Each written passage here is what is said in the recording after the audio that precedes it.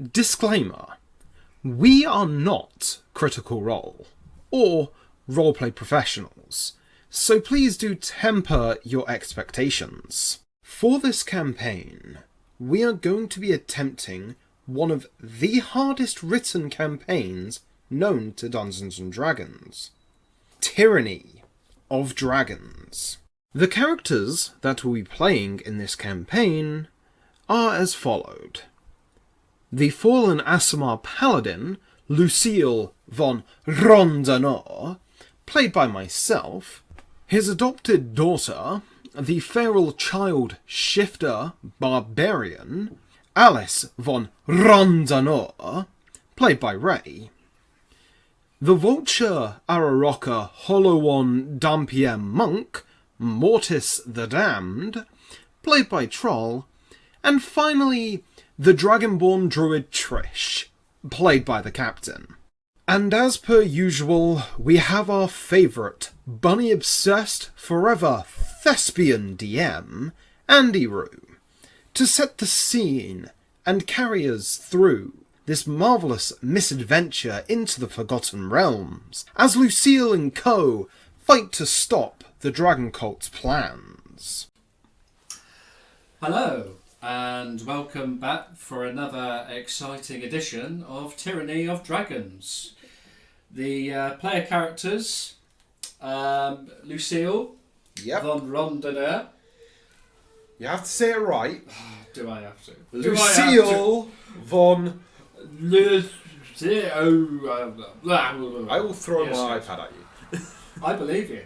Lucille von Rondanor. I am so sorry for everyone wearing headphones. Bad lungs. Anyway. Mortis. Mortis. And Alice. Cute little tyke. Anyway, the party have finally reached Waterdeep. Hooray! Yay!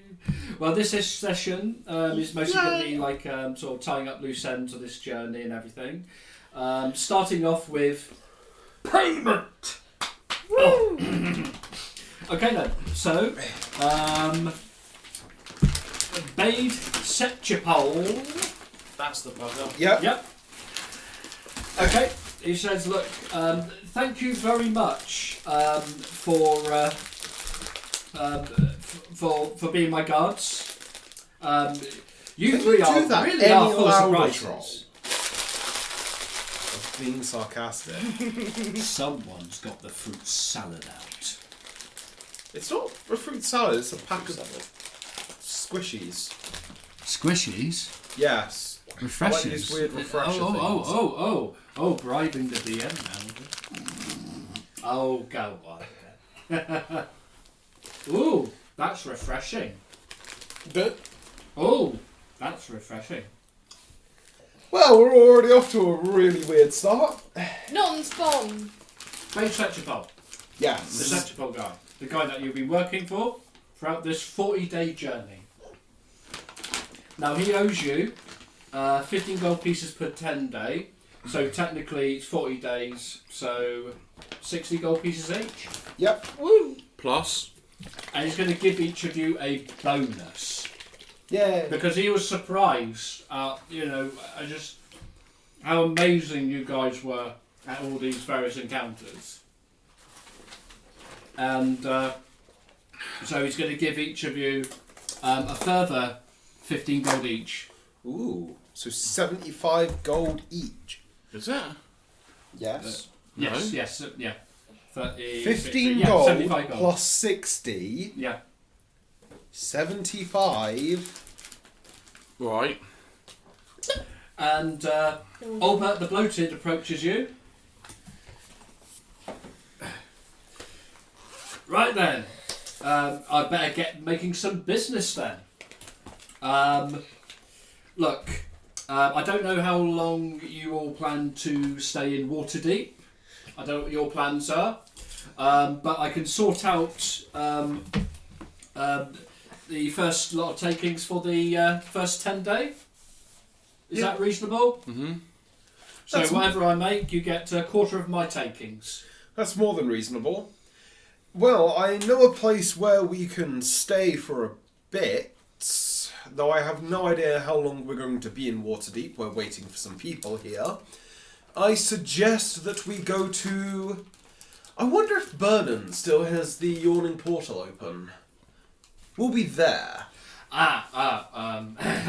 About the yawning portal. Now, I kind of heard a little. Well, before we left for Waterdeep, the original innkeeper kinda isn't there at the moment. He's absent.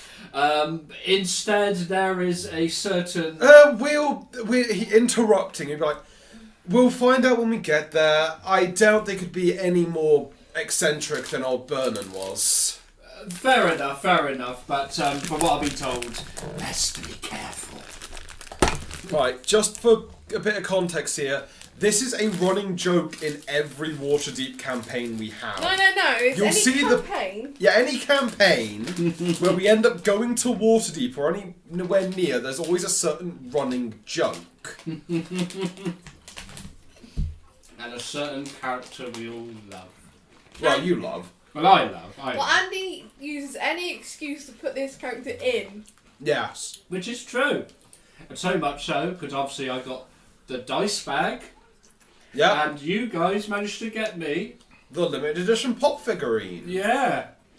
But who could it be? Yeah. It's Who could it be?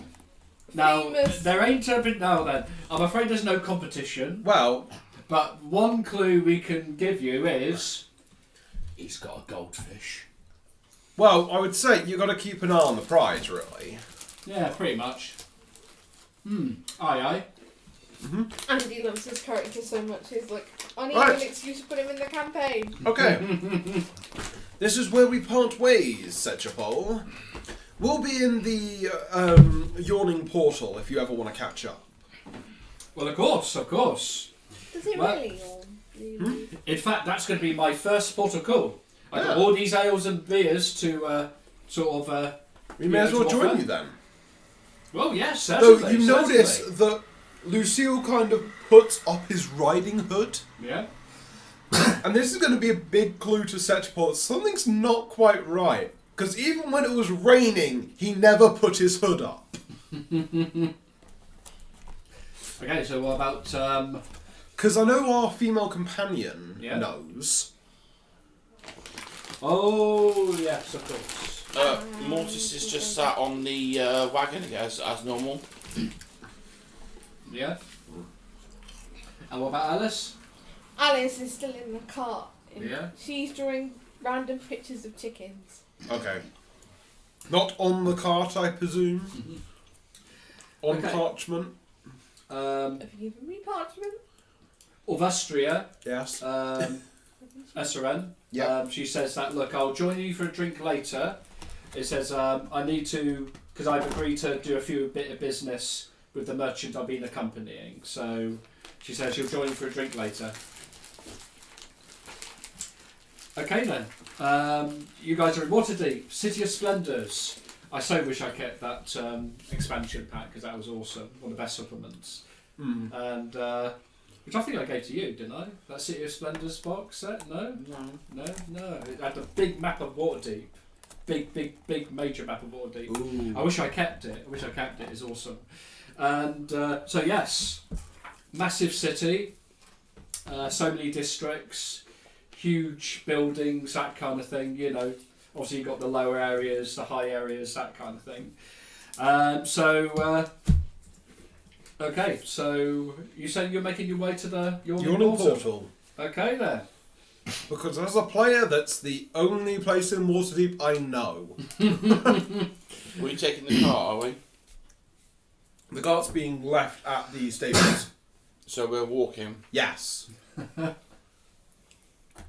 Because there's no parking outside of the Yawning Portal. Unless you want your cart nicked.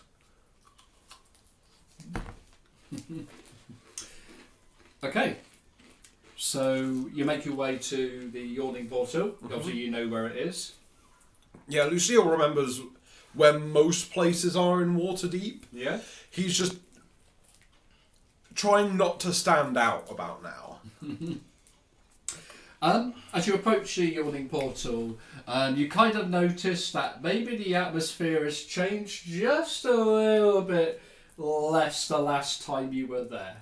Okay. And it's almost like the patrons that kind of walk in are kind of being very cautious. It's still a popular place. Yes. Still a popular place. But it's almost like, they seem a bit more armoured than usual. And even those that don't normally wear armour, you can tell that they're just putting something on for protection. And did Vernon open up a fight club or something?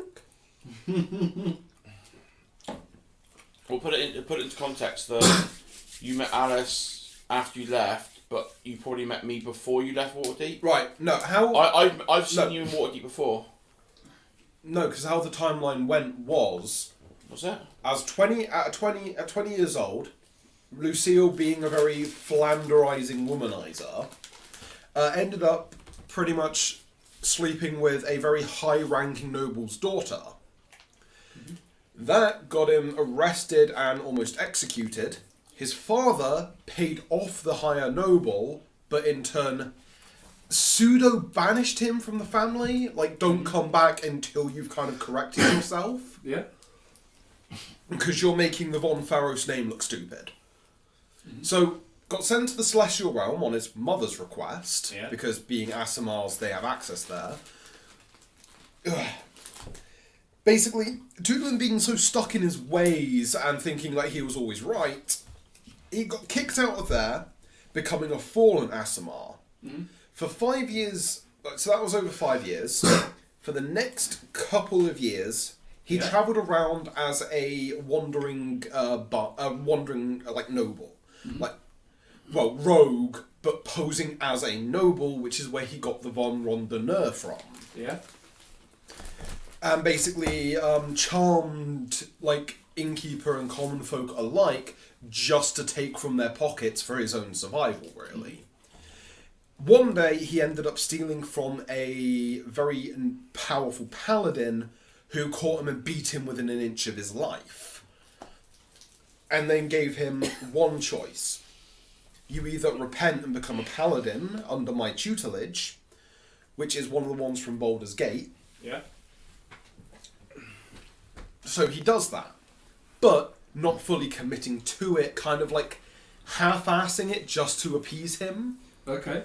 Like, as I've said, he's a paladin that isn't religious. He doesn't believe in gods. He only chose Aphrodite because beautiful woman.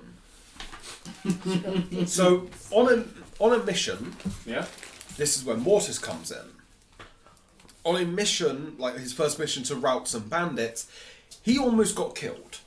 Mortis then saved him, and ever since then, they've just been travelling around, having miscellaneous adventures.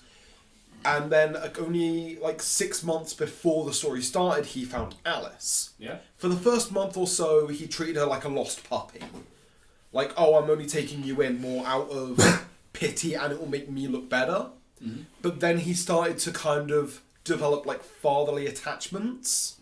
And actually started to properly dress her, groom her, teach her to read and write, all that kind of stuff. To make a feral child into a proper girl. So that sort of stuff. So yeah, he wouldn't have met Mortis until he was 27. Okay.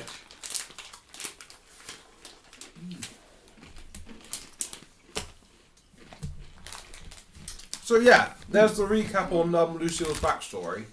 Ooh, I've been given candies. Thank you. Wasn't that sweet of him? Very. Okay. That So- boosted up the... We Anyway. enter the Yawning Portal. You enter the Yawning Portal. And everything appears to be normal. It's bustling, it's loud, and people are drinking, singing, things like that. It's a bit, every bit as lively. Everyone seems to be more cautious, despite that fact. Ignoring this, Lucille goes to the counter, sits down, and does it like a usual knock on the desk. Mm-hmm. Well, knock on the counter. The On the bar. bar, yeah? Yeah, the bar. Right then. Expecting a human to come along, like Bernard's son or something. Right. This is just for a bit of fun. Yep. Maybe your character is just like weary or something like that. He's your close his eyes half for a closed. second. And I don't know if you. I take it you guys aren't witnessing. I perched up on the seat next to you. Not bothered really. And then Alice What is you just on the see- one next to her. is a beholder just appear and getting quite close, a big eye, very, very close to him. He's unaware of this. And Yeah, all the eye stalks are all around there. And a big booming voice saying, "Yes, what will it be?" Lucille looks up. An orange juice. He jumps out of his chair because he doesn't. This was the last thing he expected, and just falls back on his chair. It's like, new haircut, Vernon. Very good, very good. Yes, I like the humour of the patrons. What can I get you? An orange juice. Who said that? And his eye stalks all look around. Oh, hello. Cute little type. Don't bite the beholder. An orange juice? Not a problem. Freshly squeezed. So, what happened to Vernon? And he says, I know I've been gone for 10 years, but "Oh, well, that's a story I've been telling so many times, so many times. It's a long story. You can see there's a little bit of embarrassment in the beholder's sort of mannerisms." because Lucille having quite a good memory of what Vernon was like, it's like, Vernon, you sly fox, you were able to trick a beholder.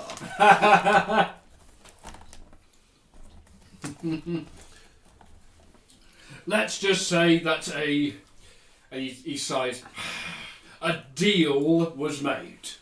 Ah, And I ain't going to go any further than that. a monkey's paw then. Alice is confused. She's going to watch the ice stalks move around. Just like her attention is constantly being switched between eye stalk and eye stalk. Whichever one comes closest to her takes her attention. So then, what will it be? The Yawning Portal Special, please. Certainly. And using one of his eye stalks kind of manipulates a beer mug, pouring the special into the container, and it levitates towards you. Enjoy!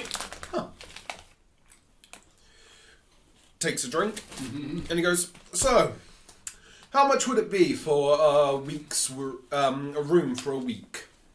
Room for a week? Just trying to think what the average sort of price for a... I have no idea. It's I have no somewhere idea. in the player's handbook. This is one of those things where if I say something that turns out to be inadvertently expensive. I mean, it's a popular place, but it's hardly the Ritz, you know. All I could say is whatever is the average, but it might be a little bit more. Yeah. But again, it's not really upper class or anything, so nothing swanky. Okay, blah blah blah. Okay, that's very good. So a lifestyle, blah blah. Well, comfortable is 2 gold a day. In Wealthy is 4. Page 157, Andy. I got 158. Yeah, I got in. Yeah, there we go. In stay per day. I'll say comfortable. 8 silver pieces per day. Didn't he say gold? It's a 2 gold a day. Okay, you said 8. Yeah, 8 silver pieces. That's per day. Okay. Oh, there was it. Yeah, in-stay per day. Yeah, there you go. Per day, and that will not include meals. And depending on what you choose, is what you pay. Okay then. Chunk of meat is 3 silver pieces. Puts 8 silver on the counter. Rightio, lovely. Here we go. Here's the keys. I'll Just the give you key another levitates over. Yeah. Any complaints? Talk to my central eyeball. And it sort of glows red for a second. What was the eye stalk? Mm-hmm. The eye stalks are kind of like in different directions, sort of surveying. And just randomly, he just death lasers a rogue, picked up into his pocket. Yeah. And some people are like keeping an eye on the eye stalks, like trying to make sure that, you know, because these are like real surveillance. Alice is And if you're mesmerised. wondering what beholder this is none other than Xanathar, because it's a running joke in our group and Andy's favourite character from this universe. Well, we ended up siding. Our characters ended up siding with him during Strahd, the Curse of Strahd. We tend to just side with Xanathar a lot. Which you guys have. I remember to one get a time- fish. I remember, because this was a very long time ago, didn't we actually succeed on stealing his goldfish once? Well, something happened to his. Yeah. So, yeah. Here's James put his hand up. Because our Tabaxi? Tabaxi decided to eat the goldfish. There was an adventure that I ran called White Plume Mountain. This is one of the classics of, well, what was back known as AD&D. And White Plume Mountain, those may be familiar with it. It's a nice little sort of dungeon and everything.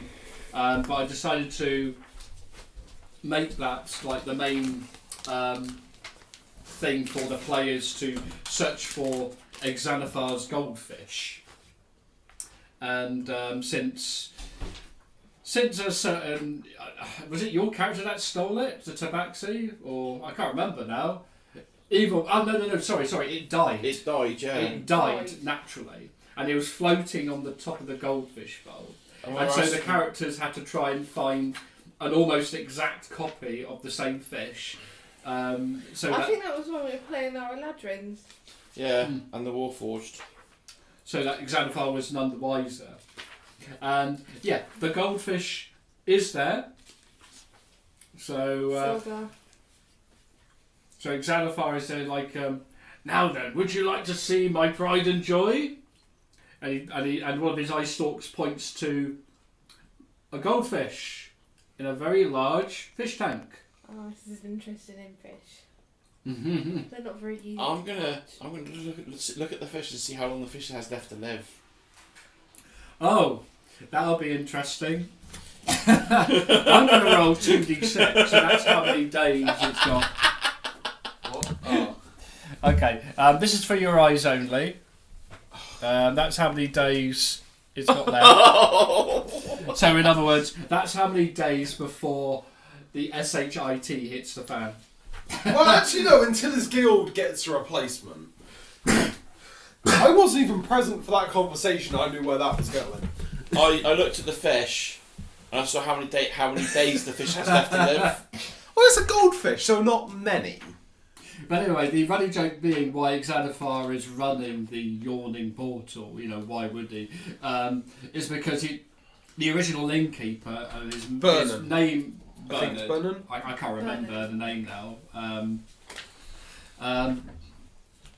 Actually tricked Xanathar because Xanathar, if I remember rightly, Xanathar, sort of made a request, and the innkeeper agreed to it, not realising that how Xanathar worded it was his downfall. Saying like, I wish to own everything that's out there, pointing only to the tavern itself.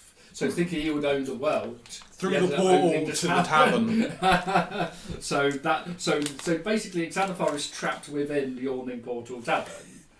So And to beat loneliness, apart from his goldfish, he decides to run the inn itself. And No, I'm just for room service. He has a little apron draped around his lower half. Room service. Room service. I will death ray any dirt away. Who's been stealing the towels? Running out of tea bags? Not a problem. I just love how we take one of the most intimidating characters in all of D&D. And make him a comedic side. Yeah, a comedic relief. Only us groups do that. Yeah. That's only because Andy likes him. Andy likes the character so much. I do. Since the Ivy Beholder days, you know, it's become the name that was quite common to me to D&D, and since then became my favourite character. Yeah. Even though it's not a name, it's a title. Yeah, prett much. Which Like is the fact I Kenpachi. found out last time. That was what we discussed. And he was like, "How can I bring Xanafai into Tyranny of Dragons?" I know. Do what you did for Sunless Citadel and make him the innkeeper. Okay, so you guys, your characters at least are acquainted with Xanathar now. So Xanathar's serving over customers, losing his rag with others, and that the other. Like Maybe the fun thing paralysing is someone else for stealing more beer and stuff. So Lucille is just still trying to work out what the hell did Vernon do. Like, I know he was a very no-nonsense kind of character and wouldn't flinch if a ancient red dragon knocked on it. It's basically how Lucille kind of sees Vernon is he's the kind of person who he wouldn't get involved in the dragon's cult. But if a dragon came in and knocked down a wall in the yawning portal, he would get it to pay for the damages. pretty much. I kind of see him as a bit of like the Chuck Norris of this world. He was an adventurer in the past, so hence why these are obviously the tales that he's heard many times. Yeah, no, that reminds me. When I did a similar thing with another group, we basically headcanoned it that Burnham was the Chuck Norris of the Forgotten Realms and came with a bunch of different feats. And my other friend as DM just said he agrees to all of them. Like he's done them at one point. Well, that's so then. He's the Chuck Norris. Yeah. Yeah, we'll make him the Chuck Norris of this world. Yeah. If he how else manages do to you trick convince a Xanathar to trap him, then none other than him. Okay. So if we lose to Tiamat, we know who's bailing us out now. Go on then, shoot up. Rightio. So I'd like everyone to make perception rolls. Oh joy. Oh okay. That's 18. 23. I'm on 19. I've got 19. 19. Well, you've all passed. I perceived the shit out of this. Right then.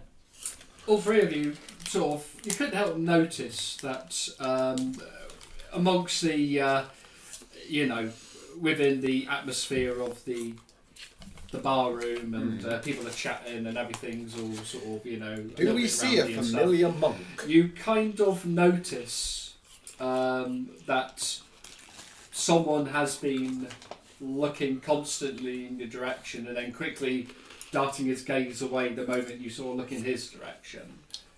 So I look to Mortis, and without saying like a word, kind of give him a look that just goes, "Yeah, we're gonna go over there." Because the last time someone looked at me in a tavern, I'm gonna jump down off the chair and like wander into the crowd and disappear. I'm just gonna go towards that person, but stealthily. I'm just taking off the hood, yeah, and just walking straight towards him, Terminator style. Dun-dun-dun-dun. I follow in Lucille's heels. Right, as you walk towards him, Terminator style, the stranger suddenly, at first, sort of tries to dart his gaze away, but as you get close, It's just like bead suddenly of sweat. well, actually, he sort of looks at you, and he sort of squints, and you know who it is. It's one of the guards. Oh. And he pulls back the top of his hood and stands up. Is it really you? Lucille? You kind of just see him like have this like, oh shit. Oh shit. After all this time? Yes, it is I may look a bit different, black hair and all. My gosh. And he's noticeably more muscular now. And in plate mail. Yeah? My gosh. If I remember correctly, Alice climbs up on the seat next to him and just stares at him. if I remember correctly... Oh! Renard, wasn't it? Yes. You... if I remember correctly, you tried arresting my brother and I, but once you heard our surnames, you kind of wet yourself. Lucille, I think I understand, and then he sort of looks down 15 on years ago. Alice and says, like, do you mind? Forgive my daughter, she's... Who dis? It smells Your daughter? Yes. Well, adopted. Oh, I see. Oh, well. Her ears are alert. Cute little type. I was going to warn you not to do that. She tends to bite. What's going on there? Says Xanathar. Nothing. Don't look like nothing to me. You were mean to me. She was called. Was he? She was called a cute little tyke. She doesn't like it. Ah. Don't like being called a cute little tyke. Oh, well, don't worry. Would she like another orange juice? No orange juice. Yeah, I'll get her another orange juice as a calm her nurse. And as for you, I think you should put something on your hand, mate. But he's bleeding a little bit, and he sort of clutches. He just like puts his hand over it and just casts. Uses a Healing few hands. points of his healing hands. Yeah. Just to go. There you go. Is he used to knowing that you can do that? He knows that we're Asimars, but he Yeah. doesn't know that Lucille himself could do it. My gosh. You really have grown in the ways. I hope that includes your behaviours, I wager. Yes, I don't drink excessively and womanize as much anymore. Because he knows what happened. Yeah. Like, it's basically all the guards kind of know the story of Lucille von Pharos. But it's like, yeah, Lucille's actually trying to redeem himself. Listen, Lucille, I understand why you have arrived here after such a long time, after you heard the news. News? I'm here because of the dragon cult. What do you mean you haven't heard? Haven't heard what? About your father. What's wrong with my father? He's on his deathbed. He kind of like takes a step back and is just like, oh. Alright. Yes. And I think it's high time you should go and see him. Alice jumps I know up. I should. And as for that dragon cult, well, the higher up, Michael, has told us just to forget about such nonsense. Oh, he would. After hearing that, Alice jumps off her chair and just like envelops you in a hug. Just like, I didn't know I didn't know I had grandparents. Okay, Now, Mortis. I'm going to be stood behind the guy that's just told you the news. I'm not doing anything, I'm just stood there. I'm just going to give you a look of... I'm just stood there.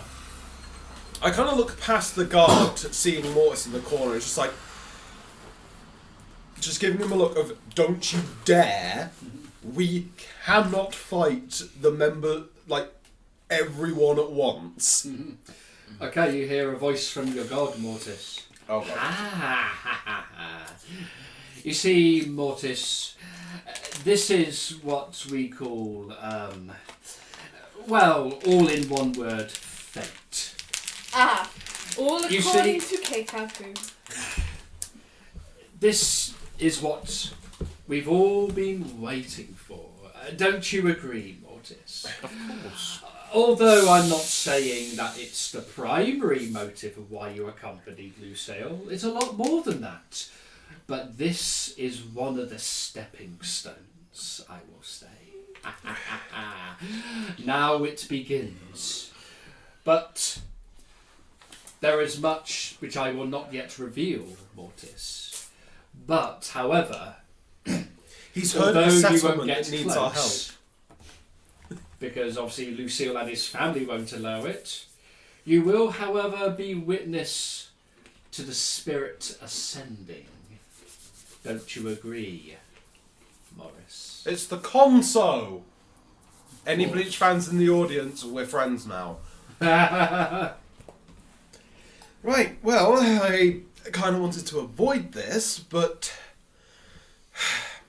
Alice, dear, you're about to meet your grandparents and uncles. Ooh, exciting! Lucille just kind of gives this look of just like, this is either going to go two ways. Badly, or really badly. And kind of just says, Mortis, I may have said to you before that a lot of my family are paladins. You are to come nowhere near the mansion, because they will detect you. And that's one discussion I would rather not have with someone who is basically a warforged without a personality. Are you talking about Mortis or them? Yes. It matters not, Mortis, for you are only here to be a witness of the spirit ascending, for something is going to happen to it. Oh no. Something will happen to it. Something that I must make you more aware of, or at least remind you of a certain being. Is Lucille going to have to end up killing his own dad? Or re-killing his own dad? Right, Alice, we've got the key to the room, that's what we came here to do. Let's go to the Von Ferris Manor. I wonder if Sebas is still there. Hang on, has the guard...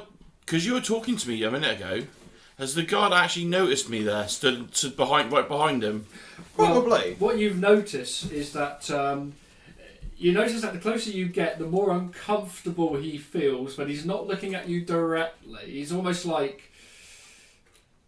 Because here's a question. Sorry, what is the race of this guard? Dare I ask? Human. Human. That's fine. That's okay. He's you are making him feel uncomfortable, like triggering his sixth sense a little bit, and it's almost like, ooh, you know, you kind of thought that maybe he wants to use the loo or something, but that kind of discomfort. But he senses something. But he's almost like afraid to look in that direction. But he's noticed him talk to me, so... Yeah? I think that's why. Round? It's like Yeah. he's brought to their attention, oh shit, there's something behind me. So what Lucille's going to do is, out of his coin purse, he's going to take a couple of silver I don't know. and just put it on the table for... Here, get yourself a drink. As apologies for old time's sake. That bit kind of reminds me of the part in part 5 when you see when Giorno's there and then Bucciarati's like closing in on him. That was the taste of a liar. The guy he pockets the coins and says, "Don't mention it." He says, "Look, time is of the essence.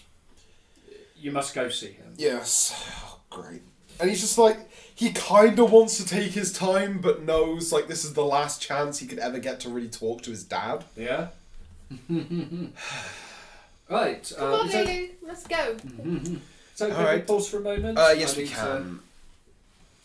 Okay. Okay, so Troll's not currently here at the moment. He's doing other things. So he's basically told us his character's going to be viewing through a window overlooking, basically the bedroom window. Yeah. At a safe, undetectable distance from a room full of paladins who have enhanced divine sense, pretty much. Yeah, so I can imagine that is it like a palace kind of thing, you know? It's a big mansion. Yeah. Like it's big. So as For we're a talking minor noble. Asimar, it's going to be very golden and gleaming, and How I depict his father yeah. is anyone who plays Fire Emblem will know where I'm going with this. A certain Duke Tanis, Oliver, kind of like the house itself is very gaudy, Yeah. and I depict his father like a slimmer version of Oliver from Fire Emblem. Okay.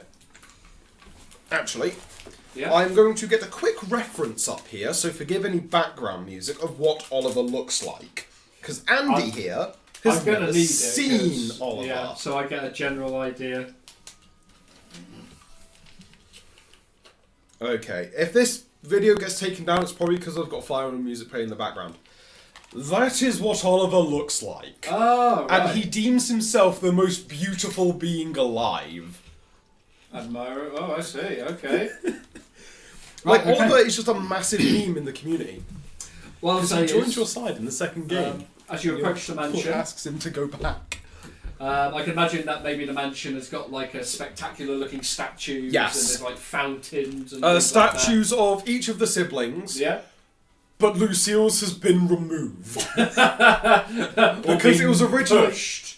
No, Or not pushed, or not destroyed. Or been, I don't know, or been relegated to the fish pond. Or you're an aquarium. And you're covered in green moss or something. That's pretty funny, actually. Let's go with that, that's funny. They probably say like, oh, well, we used it for an anchor for a time being, you know. Okay. So, What's up to the front gate? So I take two it on guards their outside. guard sort of normally meeting, and okay, Because so they've had no word of me coming back. okay, so the guards first of all they kind of do the Put stand the up straight. like lances in front of the Yeah. door. They stand up straight. They sort of block, and then they take a moment, hesitate for a moment, and then they look at you, Lucille. Yes, it is I, Lucille. Okay. I have returned because I've heard that the old dog is on his deathbed. Then you might as well enter. Dog? Pray tell. Is Michael here? Indeed, he is. Like you just like have like Lucille just. Well, there's one argument I didn't want to have today. You notice that the other guard is kind of sniggering. Shut up, or I convince Mother to dock your pay. Oh yeah, so I should. right, but I very much doubt he's in the right mood for that right now. No, the mother, The mother. who is now that he's Oh, on I his see. deathbed, Is it- is like the mother's now the matriarch of the family, I see. and yeah, that was the bit I didn't mention to you. But the Yeah. mother is like the pure doting mother. Okay. And I'm going to pause the microphone here. And we're back after devolving secret messages. And Troll's just trying to get into a bag of banana chips. Ooh, tasty. Okay. The gates are opened. And obviously... It's like trying to watch a monkey trying to get the the fruit out of the tube. And going in with the teeth. Shut up, Sam. Yay. I don't want any, so... Okay, so then... There. Where were we? Oh yes. I'm sorry, this is just really fun to watch. Because it's been given over to Rachel now. And The master of unlocking. Yeah, the master of unlocking behind Jill Valentine. Hey! And now he struggles to get it open. It's fun. Ah. Okay. Okay then. Troll has his banana. Carry on. Monkey. Yes, Monkey see, indeed. monkey do. Okay. You're approaching the mansion. Yep, I just open up the gates and You're there. Adding a bit of atmosphere. Everything looks gleaming. It looks shiny and clean. Yep. And guards with their armour looking nicely polished. Yep. And you can see a lot of effort's been put into here. And I am still distracted by the banana chips. Anyway. Can I see her reflection in something? Oh I don't yeah, think in she almost has- No, everything. she sees her reflection in the floor as they're walking up to the palace. So does Alice think it's another Alice? There's another girl there. Look. Alice, He's doing we've the been same over this a thing few with me. times. Alice, that is your reflection. That is you. Me. Yes. It's your shadow, the true self. I could not resist, sorry. Persona! Right, Being walks very up to the young door today. and knocks on the big clanger. I don't know what they're called. Oh, sorry. The knocker. What? Shut. The doorbell. Okay, give it a good hard banging then. Okay. Clonk, clonk, clonk. Ding dong. Oh no! It's a very grand, like church bell going on. Ding dong! Dong, Ding ding. dong! I remember there's a comedy film, right? Yeah. And there was a scene where these men were like holding a battering ram, and they were charging towards this door. And just about like centimetres away from the door, they pushed the doorbell with it. I can't remember the film, but I could stop laughing. It sounds like a Monty Python thing. It does sound like I it, think I've but seen that, but I don't know where it's from. I'm trying to remember what it's called now. Monkey. Okay, so then, ding dong, or no, there won't be a ding dong. It would be a. Yeah. Just dong. Okay, dong, Maybe it's a dong. bell you ring like that. Ding, Yeah. ding, ding, ding, ding, ding. Ling. Anyway, the door opens, and one of the servants, They would immediately recognise who this is. and he sort of looks well, the prodigal son has returned. I wouldn't say prodigal is the right word here, but No, but your arrival, it's good to see you're still alive, Sebas. It's a likewise. You Peppa. make your way to the bed. Make your his way name to his room. is Sebastian, by the way. And who is this young lady here? This is my adopted daughter, Alice. Well, Lucille. Yes, I've grown up in 10 years. What a big surprise. Well, that remains to be seen. If I were you, I'll try and avoid the gaze of Michael as best as you can. Given that I'm going up to Father's chambers just to see the old dog out, I think that's going to be impossible. Nonetheless, please enter. Yes, I remember which way it is. Walks up the grand staircase, walks to the left. To the Forgets. grand corridor. Through a Forgets for a second. grand door.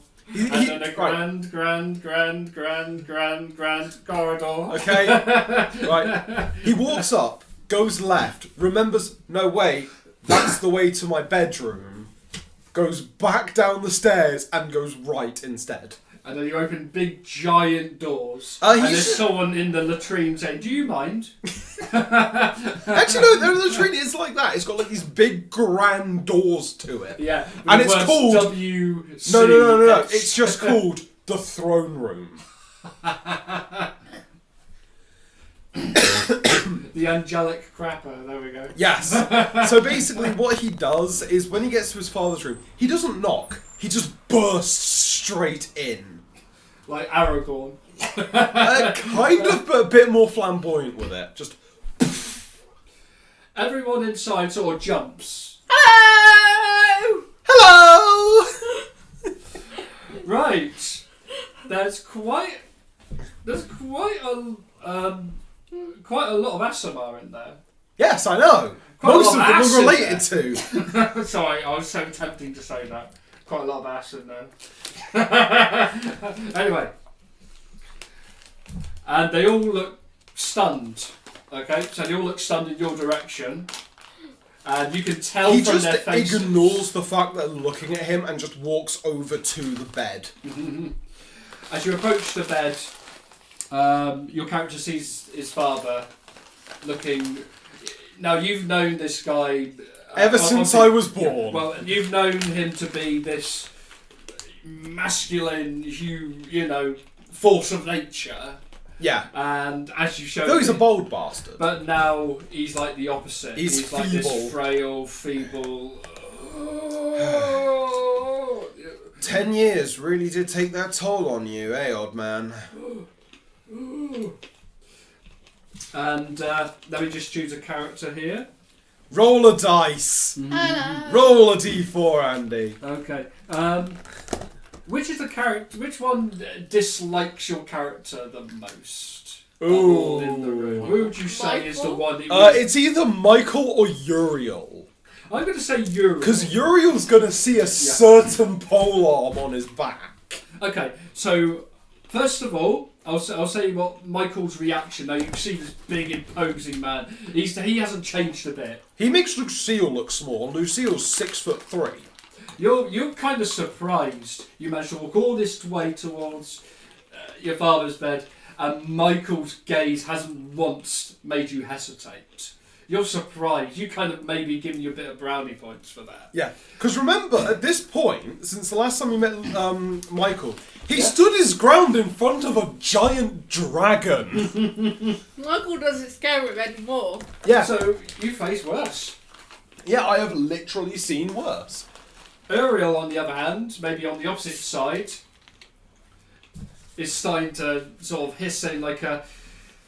He's like the first to speak. Lucille, how dare you arrive at this time like this? I know it's your father, but you have no right. And then Michael is like, steady, Uriel, hold your tongue. He has every right to be here. Your face will stick like that if you keep it like that. Who's that speaking? Lucille just almost immediately loses any and all composure after hearing that. He's just like... He's a big meanie, Lulu. Yes, that's unfortunately your uncle. So at least do be somewhat cordial with him. Excuse me? Cool. Uncle? Yes, I have an adopted daughter now. I see. Where did you drag her from? I actually found her in the woods. He didn't drag me anywhere. I followed willingly. Well, feisty young lady, aren't you? What time of day or night is this? I would say... Afternoon, I'd say. Yeah, we'll say it's the afternoon. And you can see... I'm peering in through the window. He has a few rats just watching the entertainment for them. Right, I'm going to roll... this is how many minutes he has left. Okay, only you can see this. Because I... Oh! Okay, give So me you can see the seconds going down. I'm watching every minute of this. And I'm going to keep track. Okay? He's also going to kind of lie here, even though all of his brothers and mother kind of know like he's not really telling the truth. Mm-hmm. Because it's going to be to them like he didn't know until he came here. Father, honestly, I hate to see the man I admired in such a feebled state. That's why I dropped my business in Baldur's Gate and came rushing here forth haste. To see you in your last minutes I know you may not want to see me after what I did, but I have been taking steps to atone for that. It took me almost dying multiple times to do so, but... As you say this, Gabriel on Pharos kind of looks at... Suddenly has a feeling of admiration for you. Almost like, oh, isn't he so dreamy, kind of. And looks in Michael's direction, and Michael is almost like none too pleased. You've never seen Michael smile. You've never seen... I've never even seen his face! Oh, good point. He's always like full Judge Dredd. Yeah, full Judge Dredd held. Oh, yeah, and his face covered with a helmet. Oh, yes. I see.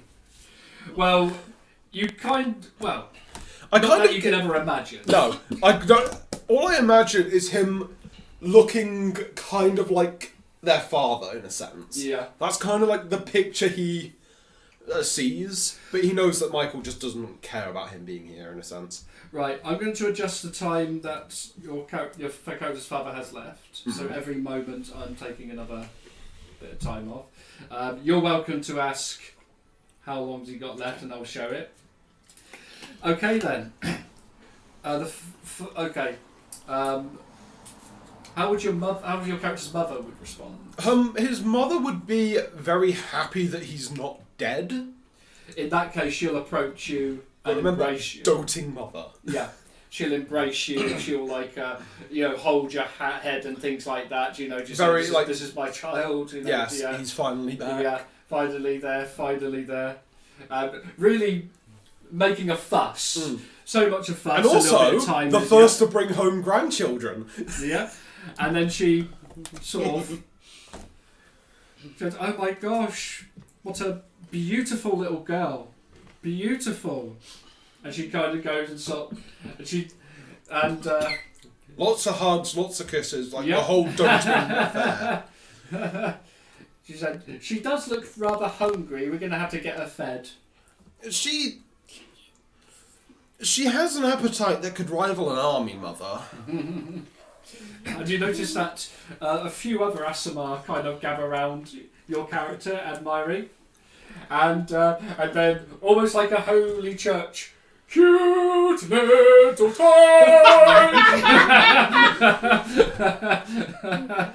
And Lucille just gives her a look of, "Don't bite your grandmother." Oh, she won't bite Granny Grimble. No. Oh. Don't worry, I'll make sure you got plenty of food. So, would you like to see Grandpa? So she takes Alice. Alice isn't used to the attention, so she's kind of like started to retreat now. She's It's like, what do I do? nobody's prepared me for this. It's like suddenly suddenly half the Asimar are kind of like, including the farmers, so like attention turned to Alice now. You know, they're almost like, Ignoring you. Yeah, although they know she's not Asimar. Yeah. Suddenly it's almost like a film of redemption.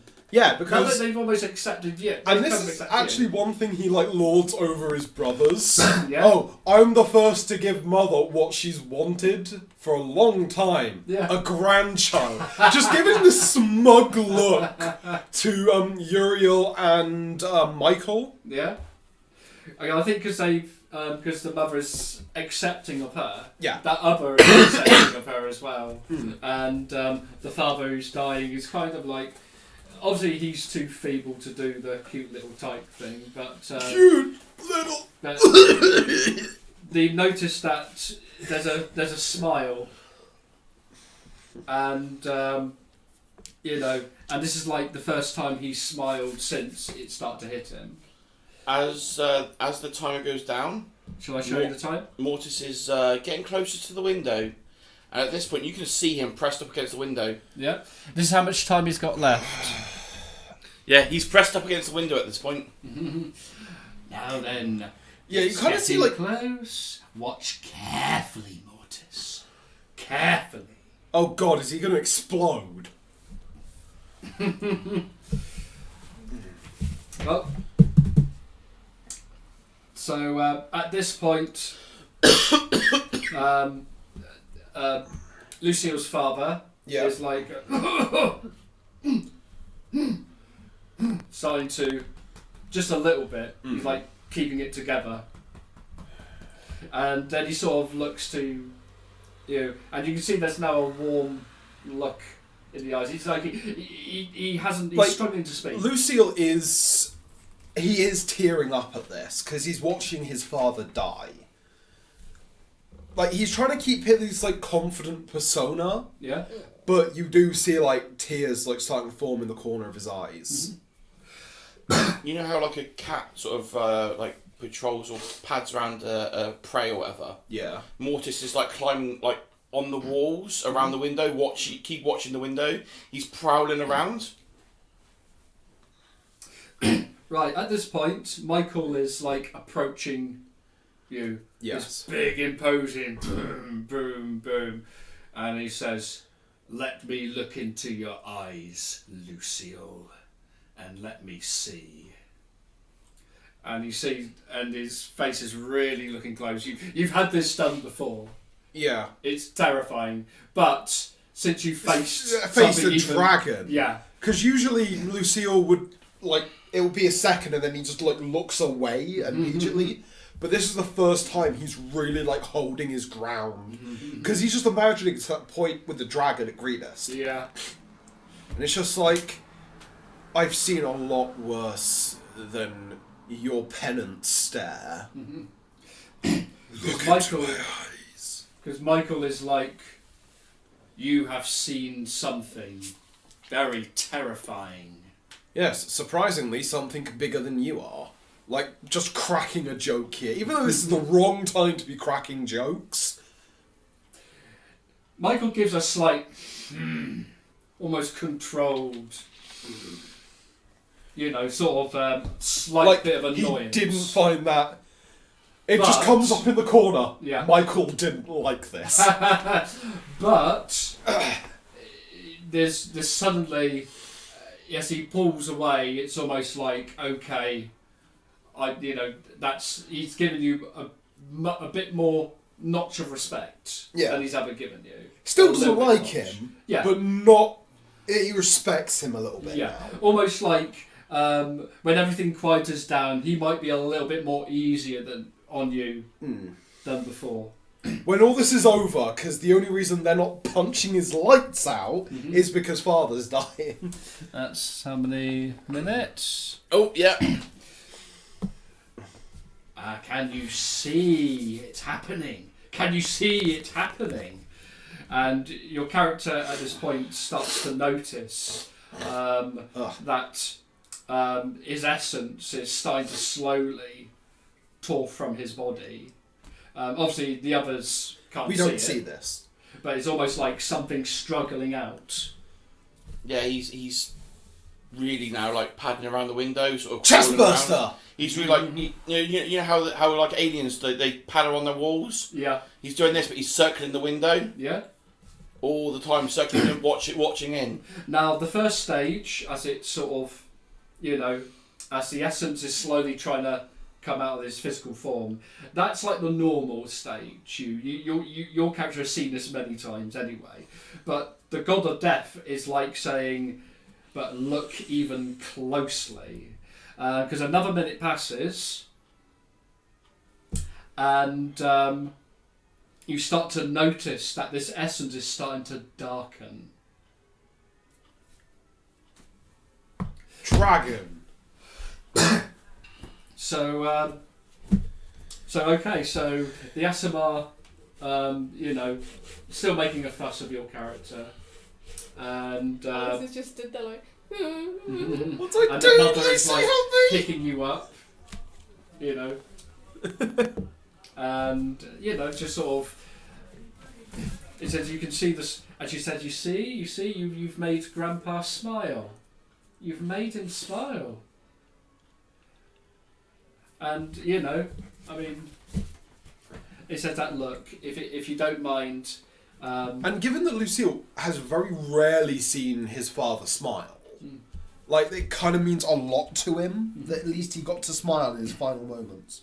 at this point he's starting to cough a little bit more violently, that the mother naturally calls one of the servants to take Alice away, because she doesn't know about what Alice is capable of. Yeah. In her mind, it's a child. Yeah, and a don't children's child experience should not be child- seeing yeah. this. Should not be seeing this. So a maternal instinct is like, you know, got to Protect innocence! Yeah. So she passes on to a servant that picks you up, and she says, like, give her something to eat, and sort of carries you away into like a kitchen area, and at this, what you see is the essence as it tours from the physical body. It's looking quite demonic, almost like hissingly demonic. And what you're seeing is that he's coughing really violently. His eyes are starting to go, and then when this happens, everything goes silent, and the SMR start to collapse. Hands in faces, tears. Michael is still kind of like standing there, you know. He probably just salutes his father. Yeah. And however your character's responding to this. Lucille... Okay, so Lucille obviously had tears in his eyes first, but he's kind of like holding it together. Yeah. Because it's just like... I need to hold it together here. Like...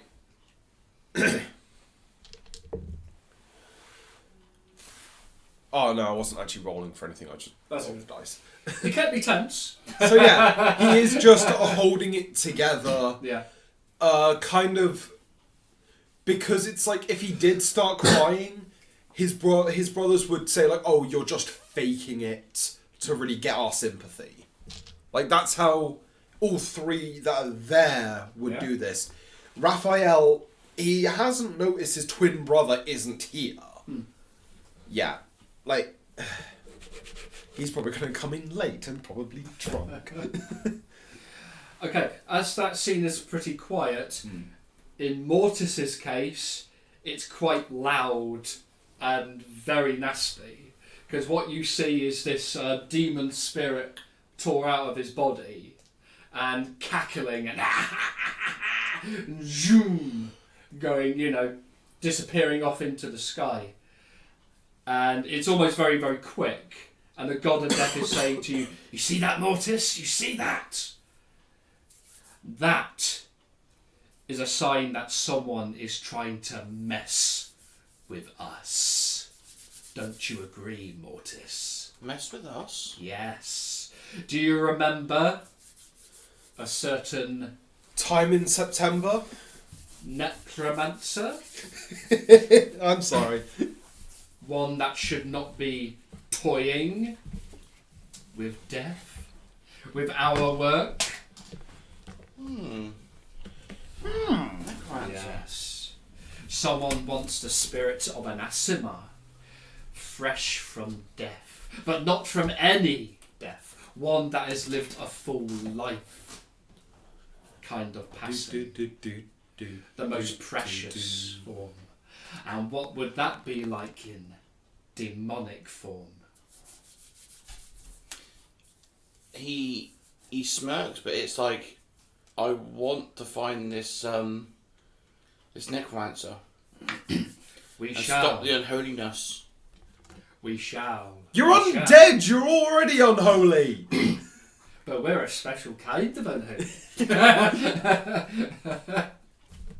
No, but Mortis is the he's the embodiment of death. He wants to see everything go to the proper afterlife, whereas this is being used for unworldly death. Okay.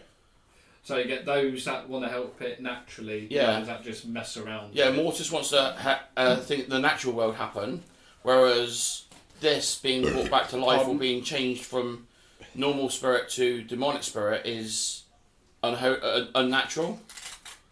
It's not proper death. Okay, Yeah, I the get God it. Death speaks again.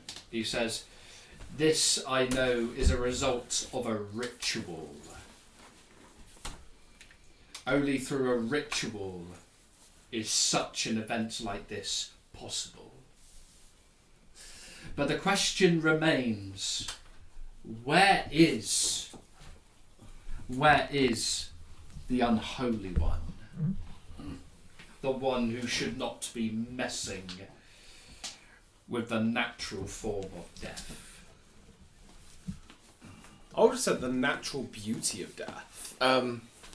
Mortis says, Master, how do I find this unholy abomination?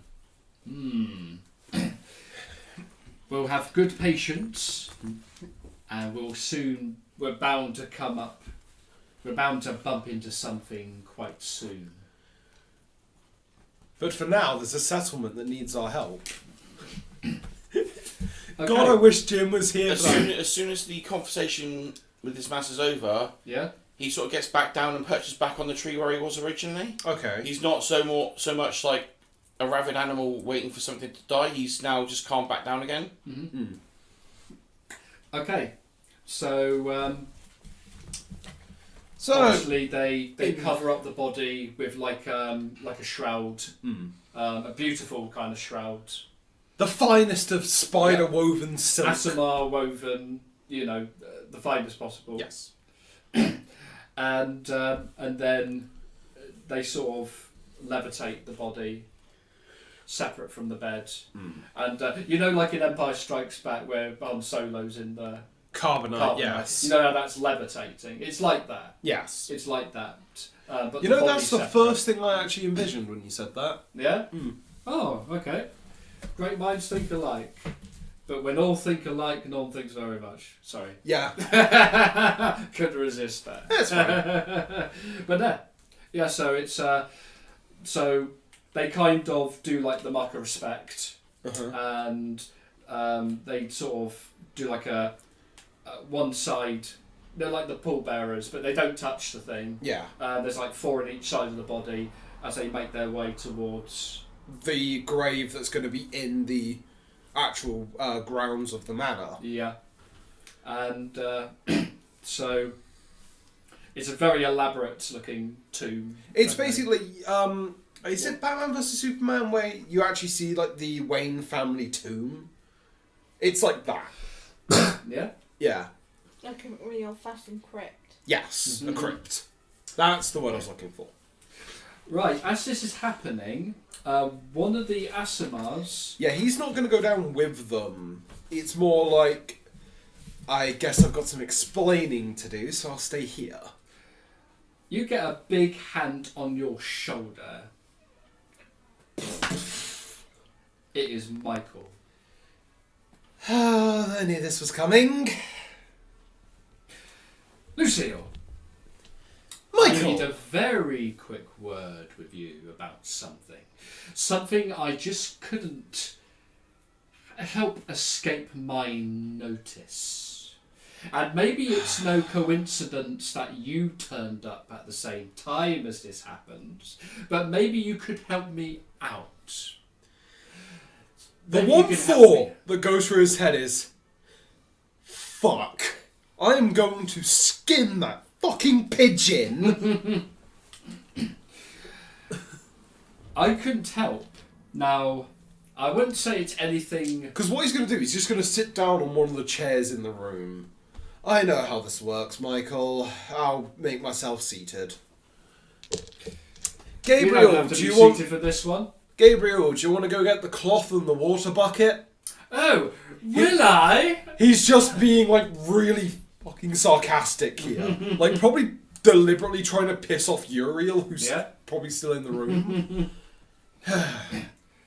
Lucille, as your father was breathing his last breath, Yes. I couldn't help sense something disturbing from his body, and I couldn't quite put my finger on it. Something from Now- his body? What do you mean? Because I didn't feel a thing. I didn't until leading up to his final moments. You wouldn't happen to have anything on you at all? You haven't had any encounters strange? No weird companions that might have He, like, opens up, like, his robe and just like, nothing on me. Oh, unless you're possibly referencing the halberd of Frulan Mondath that's currently attached to my back. That's the only weird thing I've picked up since then. Frulan Mondath? Yes, I don't know if you know about her. She was a leader The name of a is cult. familiar, Lucille. He stops right there. And he's like, I thought you didn't care about such things. May I have a look? May I inspect the halberd? As long as I get it back, because it's one of my trophies. Because if that is the cause of what I've sensed within before your father became a corpse, you and I are going to have some serious questions. And he kind of admires the halberd. He just like sniffs at it. crosses fingers and is just like, God, please don't have this thing have a curse. I've been using it. He says, nothing out of the ordinary. Good halberd, though. So, Uriel being in the room and Gabrielle, what's their reaction to the halberd of Frulan Mondath? That in the artwork looks more like a glaive. You did mention something. Okay, then, let's have a look. Right, first of all, reading experts. Gabriel is kind of like, sort of puzzled, curious, thinking, Where'd you get that? But Uriel, you can see it rage in his face, like he's trying to contain it. Like, I'm anathema, I'm a image of calm. He just notices, like, the puzzled expression and then looks over at his other brother just to gauge, like, the ambience. Ambience of the room. And it's just like, Uriel, what seems to be the matter? I know you don't particularly like me, but you seemed a bit more agitated when I brought up the name Frulan Mondath. Let me have a look at that halberd, Lucille. Now! Takes it off his back, but holds it forward, not giving it to him. And he's going to take a very good grip of the... Tempted not to say shaft. So you just said it. Say it. You just said it. Yeah, I did say it. Yeah, but say it loud and proud. Taking a good grip of the shaft. Yay! Oh, Andy. Okay. Uriel inspects the inspects the big weapon. Inspects the halberd. Yes. The mighty halberd that your character is holding, gripping tightly with his hand, and bad innuendos. Okay. He sort of looks and says, "It's bound to be a fake. It's bound to be a fake." And he looks at when he says this, yeah, he does what the monks did back at Alterel, where they got the dagger and like kind of scraped it against the blade, and just the dagger was completely knackered. He pulls out a dagger, pulls the blade close to him, and just whatever that action is, which isn't being picked up on camera at all. When you do this, Uriel is the blade just drops off. But you're a pathetic outcast. How dare you? How dare you deny me the honour that should have been mine years ago? And he sort of draws his weapon. As soon as he says that, Lucille... As his danger sense kick in and she just like full on burst into the room. It's like, don't you touch my Lulu! Lulu? This is Gabriel saying this. No, sorry. This is the other one. Uriel? No, Gabriel. Gabriel, He would have the biggest reaction to being sold. Gabriel's like, Lulu? Is that your new name then? Lulu? Only my daughter is allowed to call me that. And now I'm the one that's going to call you Lulu. Mother already calls me Lucy, so whatever. But he turns back to Uriel, and you just see the smug grin just written all over his face, and it's just like, wait, what was that now? I thought, for years, I tried to capture Frulan Mondath. For years! She was mine to capture! Oh! Not some pathetic, useless outcast like you. I didn't even You're get nothing a but... gun. You're nothing but cow feed. That's what you are. You're nothing but that. Says Right. I am not grandstanding here. But when it came to the fight with Frulan Mondath, he just draws his rapier in his other hand. This and a single smite was enough to take her out. And you're saying that you and probably a good few men failed to capture her. He just starts like very cockily just spinning the rapier around on his finger. Right, Uriel is like going to try and hit you with the blade. Can I? He is really fuming. How do you react? Andy. No, because I know what's going to happen given Exhibit A and Exhibit B in the room. He just sheaths the rapier, puts the halberd back on his back, turns around to leave the room. Like, just saying to Uriel, you aren't worth my time. And he knows that, like, older brothers wouldn't actually allow this. Well, in fact, Michael's big booming voice sort of shouts and stops him in his track. Enough, Uriel is really shaking with rage. You have never seen him. You've seen him angry. I've seen him angry, but not but never this this. angry. For an Asimar, he's gone red as anything. And he just looks back and gives one more smug grin. Just like, I thought so. And what about the other characters? Uncle Uriel the meanie pants. Meanie, meanie, meanie, meanie, meanie, meanie. It's like, shut up! Shut up! Here's the thing. Meanie, meanie, meanie. After what I've seen and what you've told me, you probably couldn't even beat my daughter.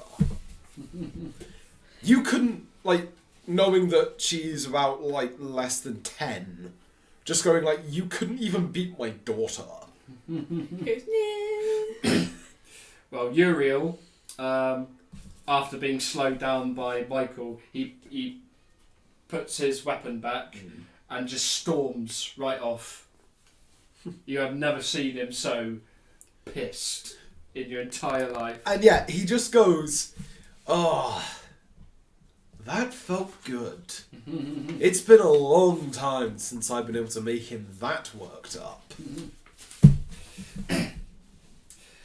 But Michael kind of approaches you and says that, well, if it ain't the halberd, I'm just trying to figure out what it could be, because I have never sensed in all my life anything like it. Any ideas, Lucille?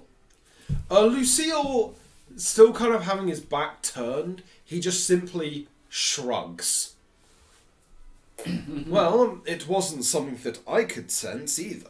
Well, what happened? Did Gabriel, Uriel... Well, don't ask Uriel, because he's probably going to twist this away against me. But did you sense anything, Gabrielle? Sense what? Nothing in particular. He doesn't say a word after hearing that and just shrugs again at, like, Michael, just like... Sense what? Like, he just doesn't say a thing and just leaves the room. What's that all about? He returns home and he's acting cocky as anything. Just how he did when he left. Just without the womanizing this time. Anyway, I'm just going to try and find Uriel just to calm him down. He sort of walks in an effeminate manner. Yeah. Oh, and he stops for a second. Oh, Gabriel. Where is that twin brother of mine? I didn't see him here. Well, Is he travelling the country again, or actually doing his job. Well, what was your twin brother called? Raphael. Raphael. There we go. Because looks less muscular Or than a blonde-haired version of your Lucille. Yes, exactly. Though I love how I write in the little bio, So he's a bit of a occupation Casanova, cleric basically. / wandering bard. Yeah. So he's quite a Casanova. I Yes. think. Yeah. If you're wondering, the inspiration for his character was a certain Olivier von. No, it's Olivier Risse Arnold. I forget the imperial family in that game. Don't have Olivier the von Lockhart. part. Yeah. Well, Raphael, he hasn't returned, so he's obviously missed father's passing. He's probably out getting drunk somewhere.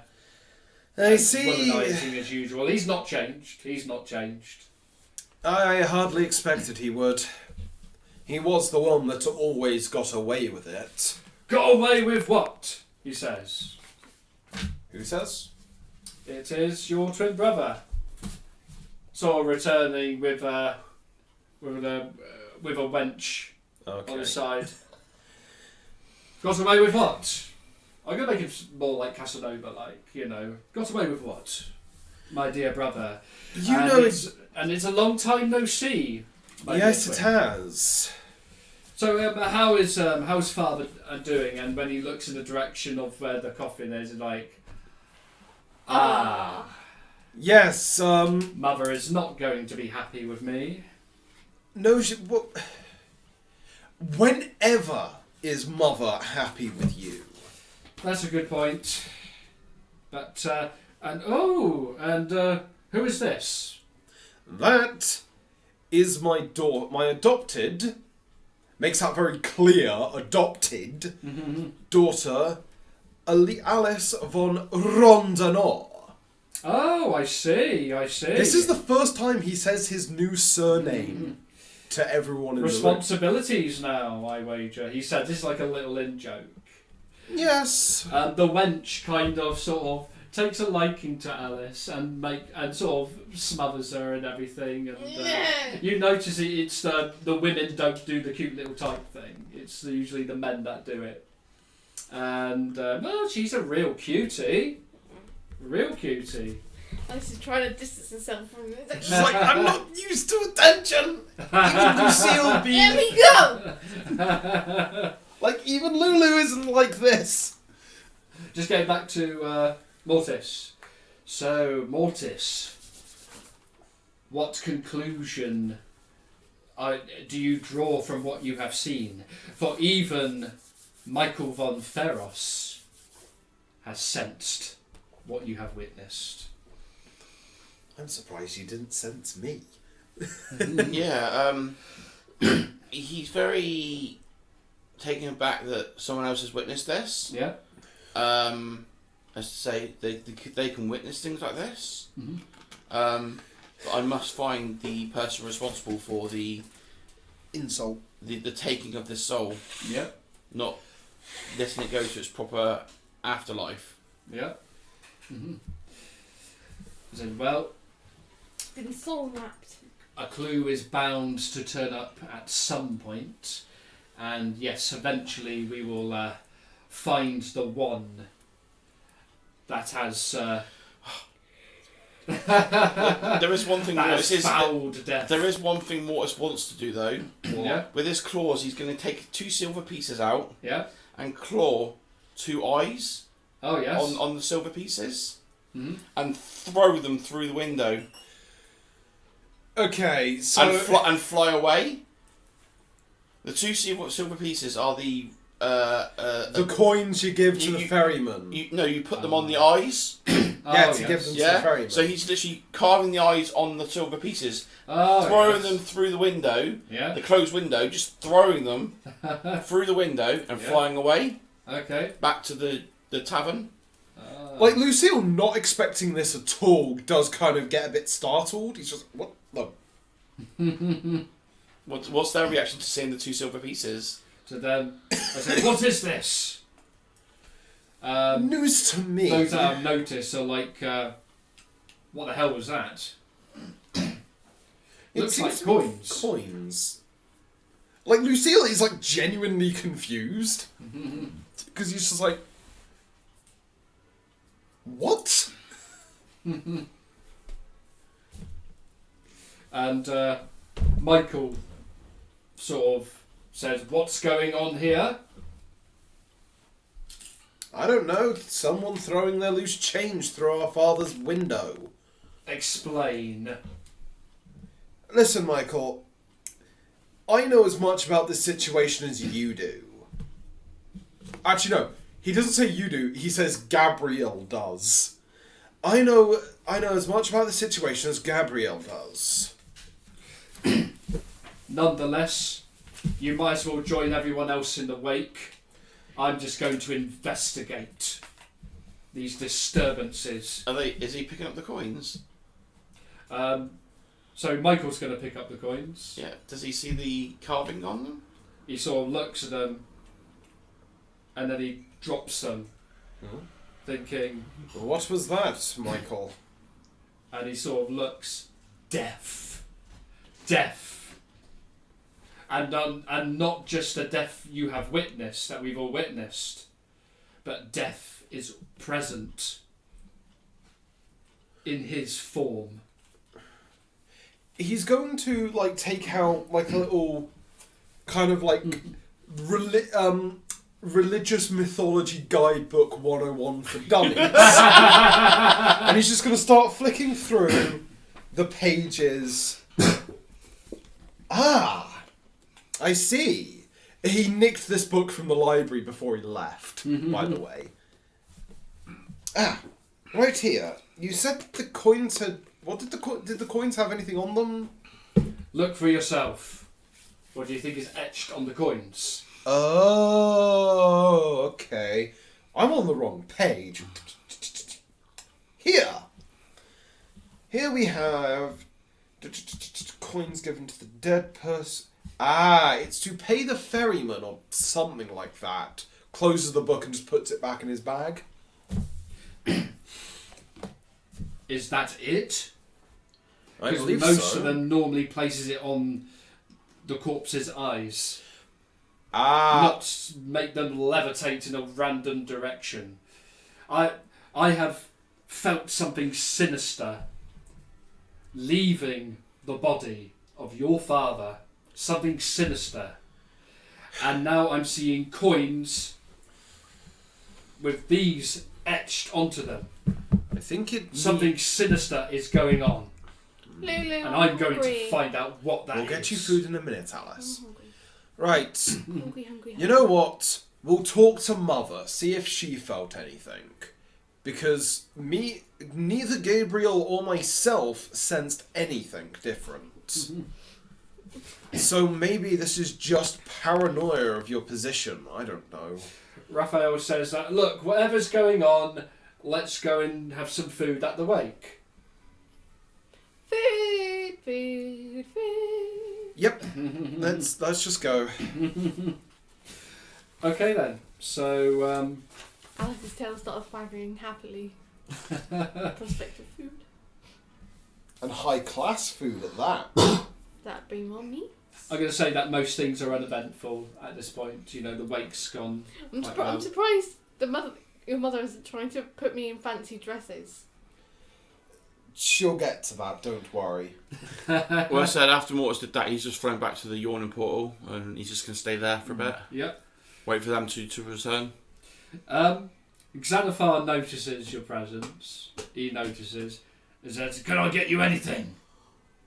Just doesn't answer, just goes to the corner and sits down. Nah. And he sort of pauses for a moment. And yes, I'm sort of play acting with the Xanathar dice bag. He sort of walks away for a minute, and then he stops. How can he walk? He's got no legs! He floats. He floats. It's habit to say walk. Yes. He floats, and then he stops, and then he turns, and he kind of approaches your character again. He says, "Don't get many dead walking in here these days. Normally they're drunk as a skunk."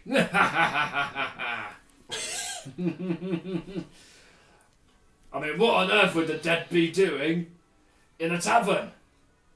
Because you certainly won't drink, won't you? Enjoying the atmosphere. Ah, I see. Waiting for the next person to drink themselves stupid. You know what? I got to say this. Of all the time I've been stuck in this very tavern, the moment you walked in, I knew something was going to make this whole place nice and homely. Even my central eye, that makes the death ray, is quite excited whenever you get close. Seriously, I'm not making this up. Would you like to meet my goldfish? Oh no, we ain't gonna go through that. How many days? Seriously, how many times in campaigns with Xanathar have we done something to the goldfish? And only I got away with it. I'm just going to say to him, 6. 6? Oh. 6 what? Oh. 6 drinks? Not that you'd be drinking them anyway. He says nothing more, just 6. Oh. Very well. I'll leave you to it. I seem to naturally giving Xanathar a very Cockney accent here. Yeah, so Xanathar kind of sort of levitates away. He's like the only one that's pretty much sensed what you were. Yeah, it's fine. And but he's quite happy to have you there. You know, as he sort of mentioned to you, he's suddenly you've made the whole place a bit more atmospheric than usual. Not that everyone else would agree, but fair enough. He's just going to sit there watching everyone else drink themselves stupid, you know. Yeah. Okay. I want to be young and alive. Yeah. Well, Sam won't be long. So basically, Mortis's plan is to, every time he sees Xanathar over the next so however many days, he can say he's going to reduce the number by 1. Oh, okay. So it's the days that the goldfish has left to live. So it's going to be like when it comes to the last 10 seconds. 5, 4, 3, 2, 1. Float to the surface. Every time he sees him, he's going to say like every day he's going to see him, he's going to say the day, one less day. Yeah. He's going to get confused every time. Just going to think, he's probably insane as well as dead. Well, the undead aren't exactly known for their working brains. Pretty much. The only thing he said to Xanathar was 6. I know, I heard that. Yeah. Okay. So I'll say that the night has passed. Yep. And Alice has been given her own little bed. It's all nicely sort of set together. This is probably the most comfortable thing you've ever slept in. And your grandmother is sort of dress you up in a nightie and things like that. She's and really made a fuss, like it's her own. Tucked you in, read you a story. Yeah. Yeah. Made you a nice hot cup of cocoa. And she's also tucked your character into bed as well. Does your character have a teddy bear? Lucille actually does! Yeah, she said, don't worry, I made sure I wash your teddy bear once a week. Is she one of those mums that tuck you in so tight you can't flip and move in the bed covers? Yeah. She tucks you in so much you're like, I can't move! She plumps up your pillow. About 20 of them, because Asimov probably got loads of pillows. Yeah. Plump, plump, plump, plump. You don't want Uriel plumping up your pillows. Let me plump your pillows for you.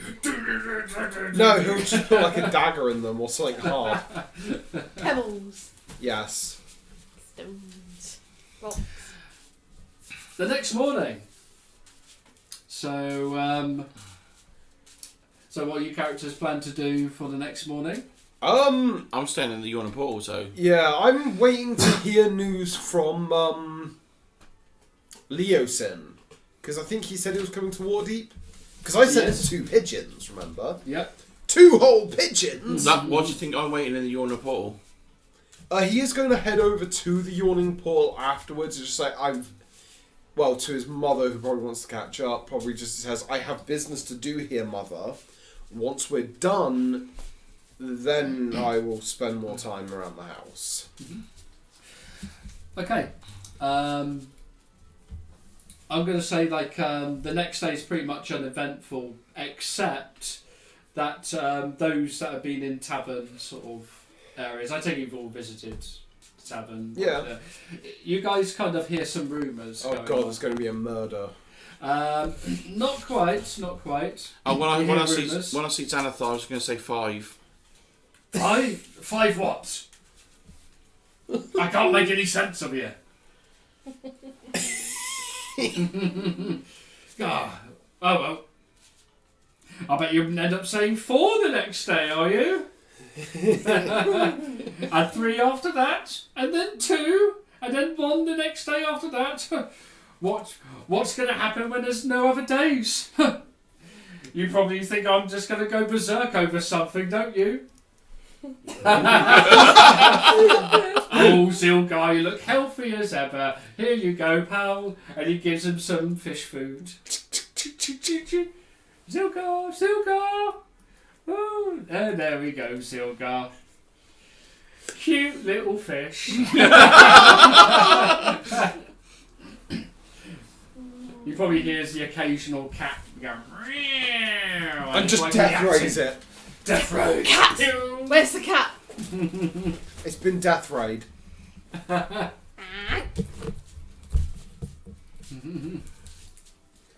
You like cats, do you? Tasty. From the look of your face, you seem like the kind of young lady that likes to eat cats. Maybe. I've seen that look. In fact, I could put you on cat duty. Make sure, and I will pay you for this if you like, young lady. And make sure that those cats don't go near good old Zilgar. Could you do that? You don't mind, do you? Not at all, no. No? Good. Said the god of death. That ain't gonna make much of a difference, isn't that right?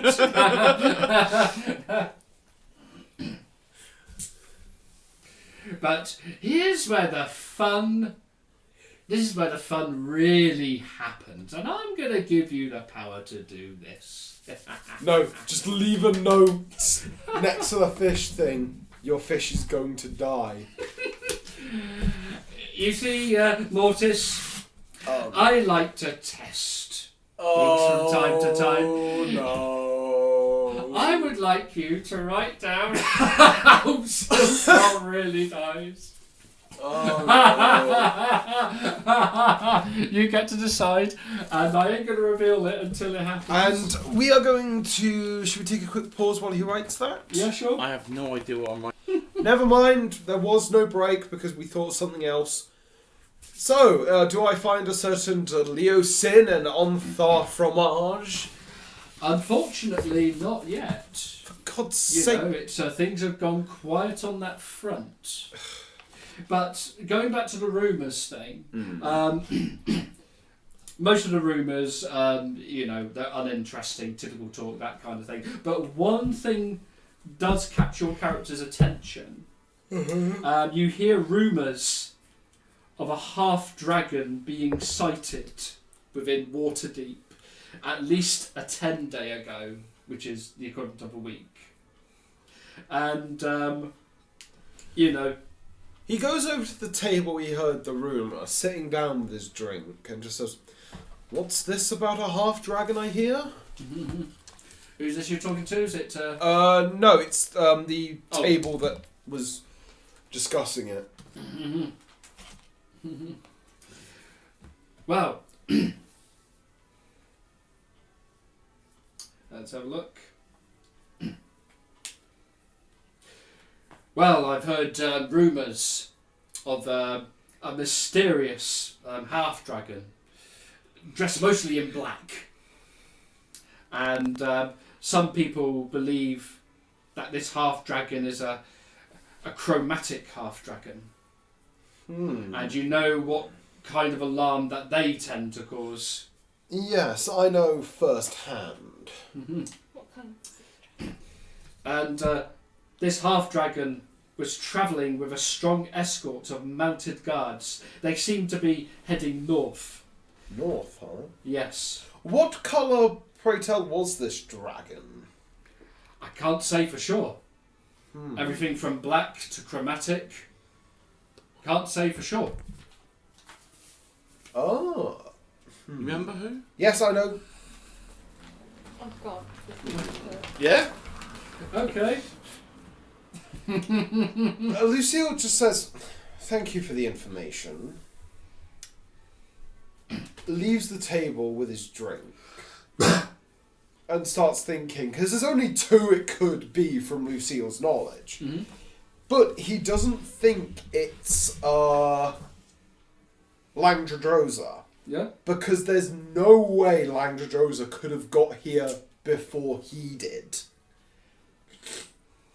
And he just starts thinking, oh, the other dragon, the...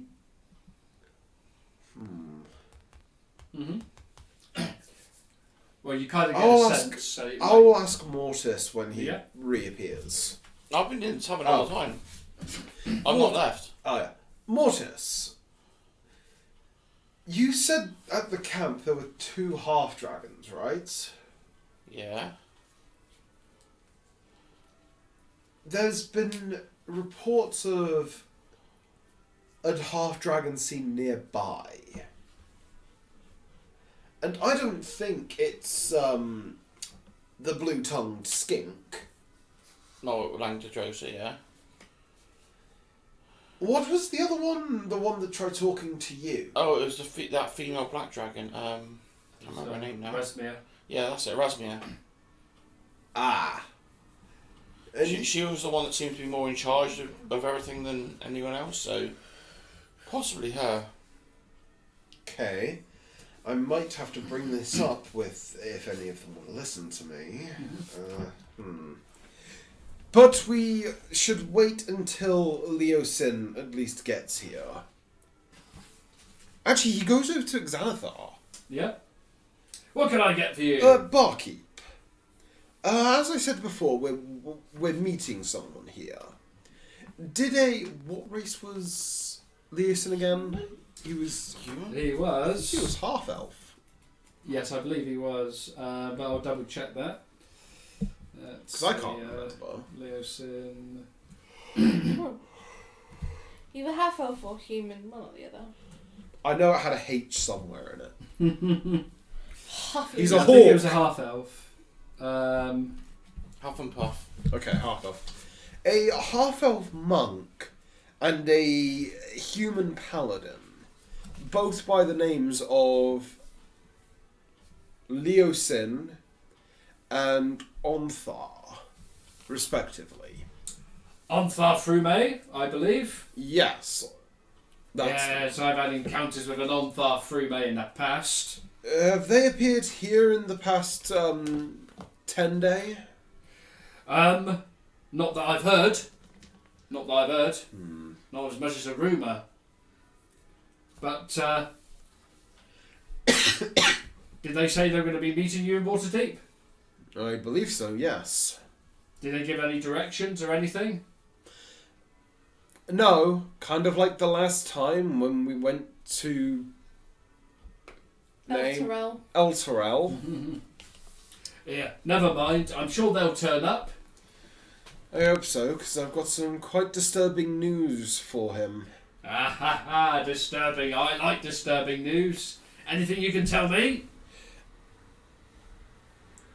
It's just like, it's classified Order of the Gauntlet. Oh, I see. And he gives a bit of a wink in one of his eye stalks. For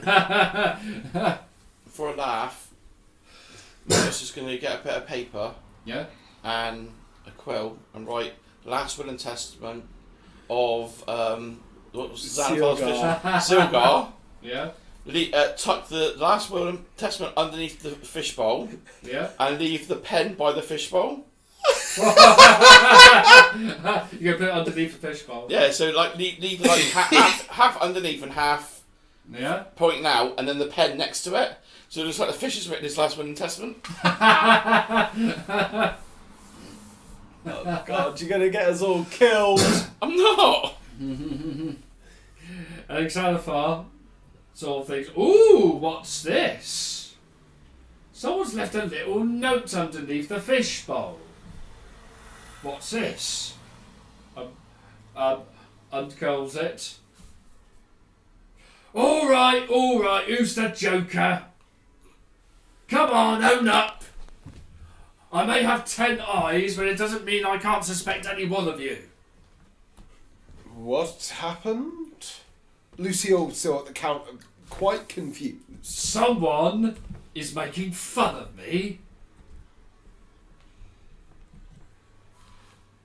And he sort of scrunches up. Someone No, he decides- goes overboard and just death rays the note. And he's like, right. Well, I don't know who the Joker is, but they better not go near Zilgar. Now, you are looking out for cats, aren't you? Mm-hmm. Yeah, you're making sure? Well, I better give Zilgar an extra feed just in case. There we go. Oh, A little bit more. Dip. He doesn't That'll keep him going. He doesn't overfeed him, does he?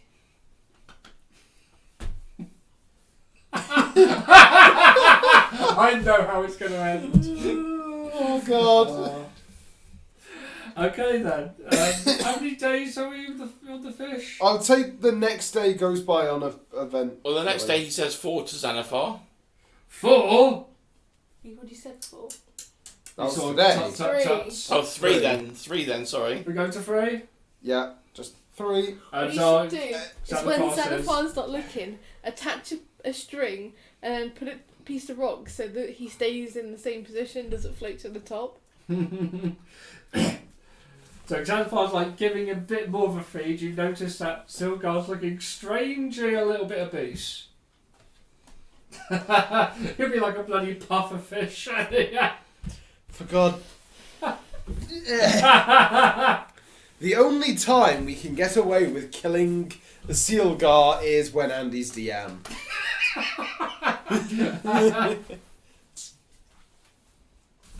Okay. So, he's basically just keeping an eye out for Onthar or Leosin. And he's kind of wandering around Waterdeep, like checking out some of the old shops. Obviously people recognising him, and he's just like, yes, I'm back. Right, you see some of your travelling companions, Yep, including Bade Setchapole, who's yeah. giving more crates and things like that, and also Albert the Bloated. Ah. And he's doing good business with his grains and things like that, and he kind of gives you all the thumbs up. Good business. That's good to hear. Yep. He said, "Don't worry, I've not forgotten the promise." And he's also wandering around trying to get any rumours of any lost magical weapons by chance. Mm-hmm. Some that, I don't know, could possibly be found somewhere in Waterdeep. Okay. Because that's something that we need to sort of discuss about, isn't it? Yeah. Because And, a possible chance for multi-classing, because I have a tendency of doing that with my characters, Yeah. because I love versatility. But that is something that we could sort of prepare for next Yes. time, which I think would be a... But he's still like looking around for any sign of like Harper's, Order of the Gauntlets, Mhm. Onthar, and Leosin. Okay. It's going to check... While trying to avoid a certain pissed off brother. Hiding from Uriel. He's not hiding from him, it's just more deliberately avoiding him. Okay then. Well, you bump into... So what's everybody else doing? What's... Mortis is just going to stay in the yawning portal Just watching a seal guard. and waiting for Leosin or Frumain to come in there. Alice is probably going to be with Lucy. Yeah. Okay, so Austria that you bumped into, Yep. she said hi. Oh, of Austria. How did it go? It didn't go badly. I didn't get punched. She goes, yay! And so sort of does a sort of a teenage girl kind of clap.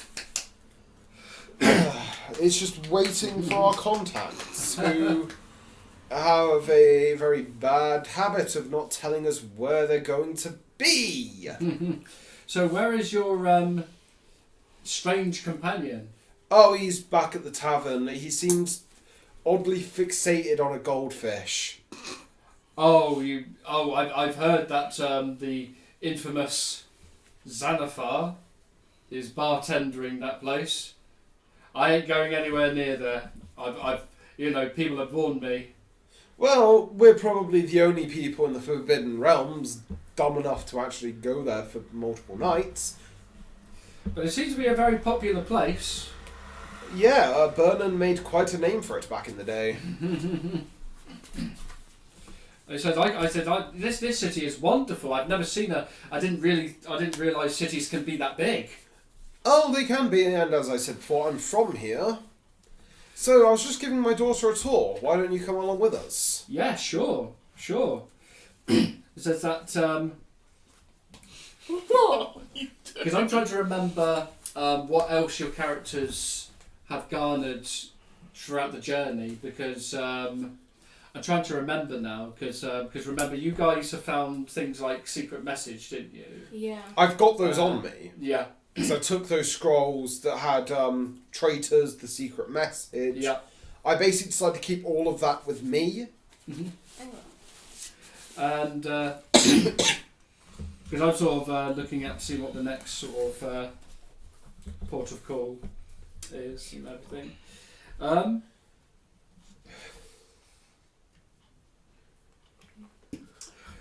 Right, well,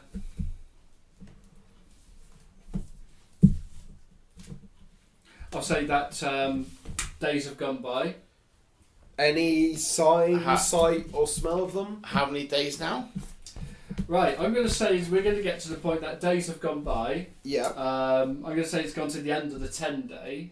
Yeah. And so, first of all, Albert the bloated. So, first of all, we start off with the goldfish. I go to 0. I say 0. Okay, then. And then 10 seconds before it goes, I'm going to go 10, 9, 8, 7, 6, 5, 4, 3, 2, 1. Ding, and ding, ding. Zilgar floats to the top. Oh no. And everyone in the tavern puts their drink down and they make their way rather hastily towards the front door. I'm just sitting there. Lucille's coming back because he hasn't been staying at the Yawning Port, he's been staying at his family house. In fact, Zilgar has been so overfed, he probably hasn't floated to the surface at all. Actually, no, they would, because even like big fish will float to the top. Oh, okay. Because it's something to do with like gases in their body. Yeah. Yeah? Oh, okay then. So he pretty much fills the top of the... And do-de-do-de-do-de-do-de-do. Here comes Xanathar. I take it you guys are not there to witness it. Lucille is walking up and he just sees people evacuating and he's just like, that's not... What did Mortis do? Do you want to go in? He's just going to peek in through the window. He's just like, oh god, what has Mortis done? What about Alice? Is Alice doing anything? Lily's probably stopped there. Mm-hmm. It's like, because we've got a woman with us, keep forgetting the name. Oh, of Austria. Of Austria. Yeah. It's like that whole cartoon thing. Yeah. Like Alice pokes her head round, of Austria, and then Lucille just all poke their head in through the front door. So the only person you see in there is Mortis. Of Austria is like, I've never seen a beholder before. This I is heard the they first. look weird. Let's just say, when they have a debate and they all agree on something, they just say the ayes have it. Ba-dum-tsh! Somebody shoot me. That was really bad. Okay, so what you guys see. Da-da-da-da-da, bad joke. And he's coming out the curtains. And he's putting some empty glasses away. And then he's refilling some of the ales. Everything's looking spick and span. He's getting a cloth and wiping the bar. What's going to All the happen messy is, spills. he's going to see it, react really badly to it, and there's going to be like a sliding mechanism that flips it over for a new goldfish from his gill. What happens is, he's like, his eyes are all focused intently on the polishing of the bar. And he's getting closer and closer and closer to the fishbowl, wiping all the messy spills, getting rid of all their loose peanuts. This is where Lucille's going to like grab the two women and just move away. He's going to, I saw the goldfish. We don't go in, okay? And then... then what you guys hear is, are you still inside? I'm still sat inside. Do. Long silence. Zilga? Zilga? Zilga? Talk to me, Zilga. Give me a bloop. Bloop one if you're okay. Zilga? Zilga? Zilga! And it echoes throughout Waterdeep. Everything goes quiet outside. And then suddenly it's like a 70s disco because there's like lots of eye rays flying everywhere. And your character's probably in the middle dancing. He's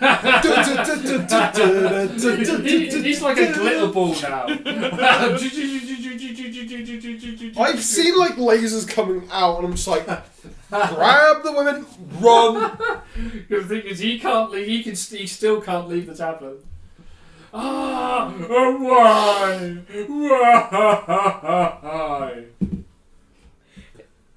Let's leave. And then he's like, go to your character. Why? Well, I did warn you. Oh, Zilgar, life would never be the same again.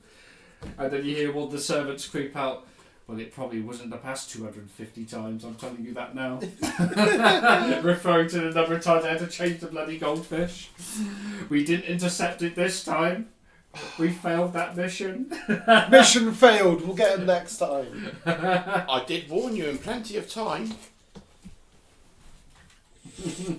Oh, Zilgar. Zilgar. I demand that there will be a Waterdeep funeral for Zilgar. I'm surprised he isn't just killing everyone.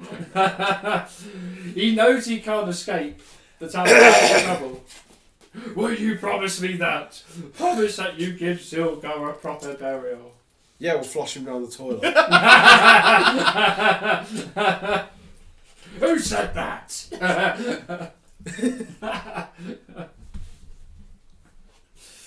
So yes, he's gone from various things like major rages by destroying everything inside to sudden outbursts of crying. And this goes on for days. Can I bring him a new pet? Don't go anywhere near him. You want to give him a new pet? Give him the cat. Give him the cat that he was asking you to keep away.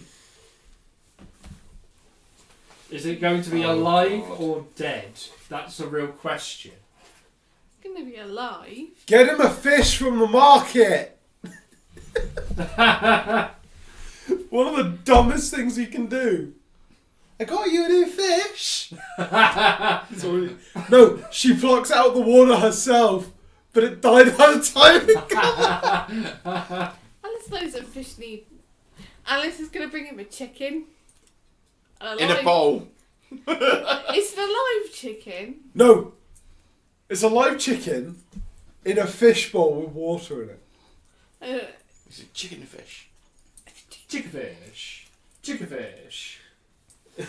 So you're going to give Xanathar a chicken. Yes. The grieving Xanathar a Right. chicken. If you're going to do this, I'm going to have to ask you to make a charisma roll. Oh, shit. Like, it's like she's just wandered off from Lucille. He doesn't know this is happening. Probably because he's caught up in family business. Oh, no. Oh no. Oh, no. I fucked it up. What did you roll? Because you rolled 2, didn't you? Did you roll that one? Yeah. Yeah. Guess what she rolled? Oh, one. Oh! This is what happens. You got me a chicken. A chicken? They're usually my best friends. A chicken! Oh no.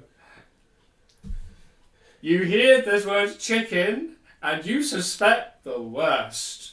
Oh, no. He's just going to run I'm still in straight there, so back. I will stand between Xanathar and her. Chicken! What's the worst thing he's going to do? He'll hit me with a death ray. I'm already dead, thanks for asking. You've been hit by many. Alice is going to start crying. I did roll heroically though. Oh, heroic. Oh, okay. That's what I wanted about the other It's one. a heroic crit fail. Yes. How So- does that work? What I'd say is, he's both incredibly even more upset, so that's a roll 1, but it's heroic because he doesn't hurt her. Okay. I've stepped in the way. She's trying her best. She wanted to make him happy and she knows chickens make her happy, so she thought chicken would make him happy.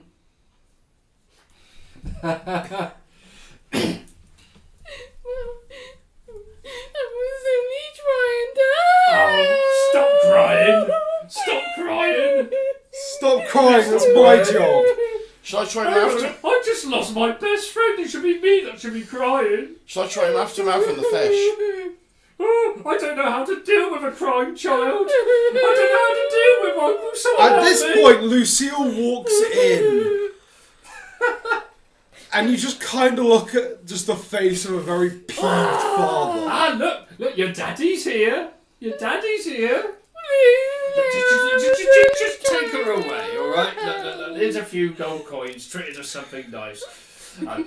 Sorry, I'm just having a bit of a bad day. That's all I am. Bad day. You haven't been having to put up with my brothers for that day.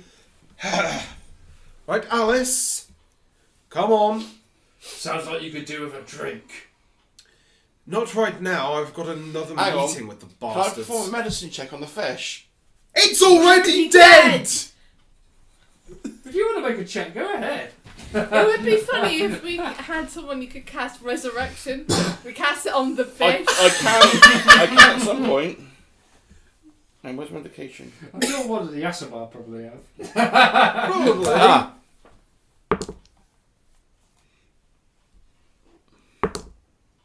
"21 heroically." It's definitely He's dead. But you made a heroic roll. That means you worked out it was dead with style. It's like... It's definitely not great. Can I ask my lord, Yeah. my master, to make it come back as an undead fish? He says, Therefore, we might be indebted by a Xanathar. But wouldn't... Right. How I kind of see this is... He's a god. Like... Xanathar's not a Xanathar's god. gonna die anyway. Yeah, but that So- means the fish will outlive him. He'll never have to worry about losing his Zilgar again. It's an undead fish. Yeah, but as we've seen with you, because because it's undead, it's constantly like flaking off. No, It's but then going to be a skeleton. it will still be a goldfish. It'll just be a I think it might piss him off more. I'm going to ask my god. well, the power certainly isn't beyond me. I can do it. But doing that will give you a servant of a Xanathar. Or point suspicion at you. I'm only doing this to be nice to Xanathar. Okay. Well, I can't really predict his behaviour, but we can do this for fun, can't we? Oh, yeah. Hold on.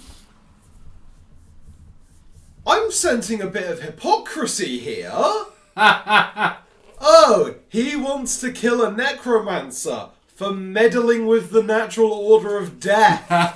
What are you asking your master to do? I didn't think gods were hypocrites. They are. They usually are. Only Zeus is. And Hera. And pretty much all the Greek gods. Yeah. And the Norse gods. Except from Hades, because Hades does nothing wrong. Hades does nothing wrong! That still upsets me in the Disney movie. They made Hades a villain. Yeah. But... Hades is just a bit chill down in the underworld. Loving his wife and dogs. Yes. But he only gets his wife for half the year. But Is then that again, not Mortis picture is undead himself. Mm-hmm. So... Yeah, don't forget, Mortis is undead as well. So therefore it's hypocrisy bringing him back as well. Unless his reasoning would be only he would deal with raising dead and not mere mortals who... Yeah. I can see that. But Why do you think I'm asking my god? hey, you know, it made us all question... Yeah, like, how far does a god go, in a sense? We don't need to bring the fish back. We don't need to bring the Bring fish the back. fish His back. guild will Bring get the him fish another back. one. I am going to ask my god. Well,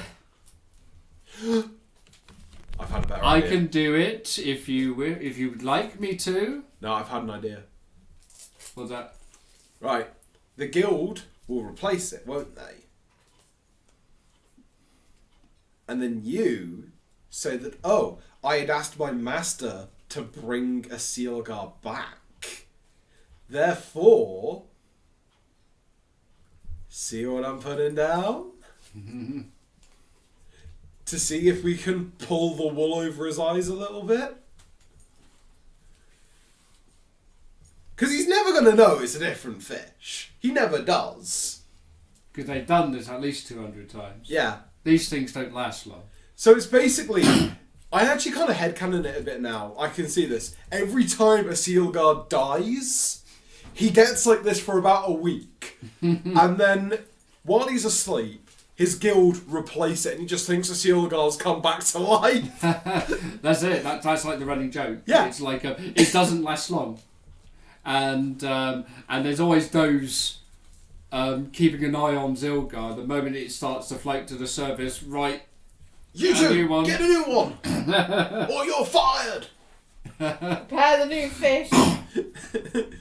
I actually kind of still think that in their guild, you know the mysterious merchant from Resident Evil 4? Mm-hmm. They've got their own version of him, but all Yeah. he sells is like a Sealgars. Okay. Like he's a special underground contact. I can get you a new fish, but it will cost you, stranger. So it's up to you. Either we create an undead bloody Zilgar, or you go along with your idea of fighting... Just keep the status quo, but trick him into thinking it was you who resurrected his fish. I will go along Sounds with that, fun. Rouse, anyway. I'm going to let them replace the fish, but make Xanathar think it was me that resurrected the fish. Okay then. Because that is a funnier idea. So... so to get the guild to swap... Because they do it, like, overnight. Mhm. And then Mortis is just there, like, waving his hands over the bowl. See, I have brought back your fish. So you want to try that? Yeah. Okay then. Rolls a 1 on charisma. Because you've used 2 heroic die. I used 1 today. I thought you used 2. I used 1 just then. Okay. Okay. So the next day, Are you waiting for the next day? Or Yeah. Xanathar walks in completely weary and sad and having the occasional mood swing. And what's your character doing? Instead of cleaning the counter, he just death rays it to get it clean. I'm just gonna like stand over the new fish that he brought back in. Yeah. Stand over and just wave my hand like that. Yeah. So the new fish they brought in is like happily. Yeah, I'm just gonna do that when he walks in. Right. When he sees that, he says, "Get away from my woo, Silka, Silka! How is this possible? You brought my Silka to life? Wow! I see. Yes. Very nice. Oh, good old Silka. I better give him a nice feed. Here you go. Put some lots of food into it. You must be hungry after being dead for a week. Yeah, it's 2 bloody days worth. We're gonna stop. I'll ask Xanathar if we can just stay here for free. Well, of course. I've been staying at the family house. Well, actually, I don't sleep either, do I? No. You just hang around Free drinks for everyone. For a day. But I am at your debt. Free drinks for everyone for the day. I don't see no reason why not. He says, well, after all, you know, says I can't even spend all my bloody money out there. Not unless... And he stops for a moment. Oh no. It's at this moment Lucille walks in and just says, "Oh, the goldfish isn't dead."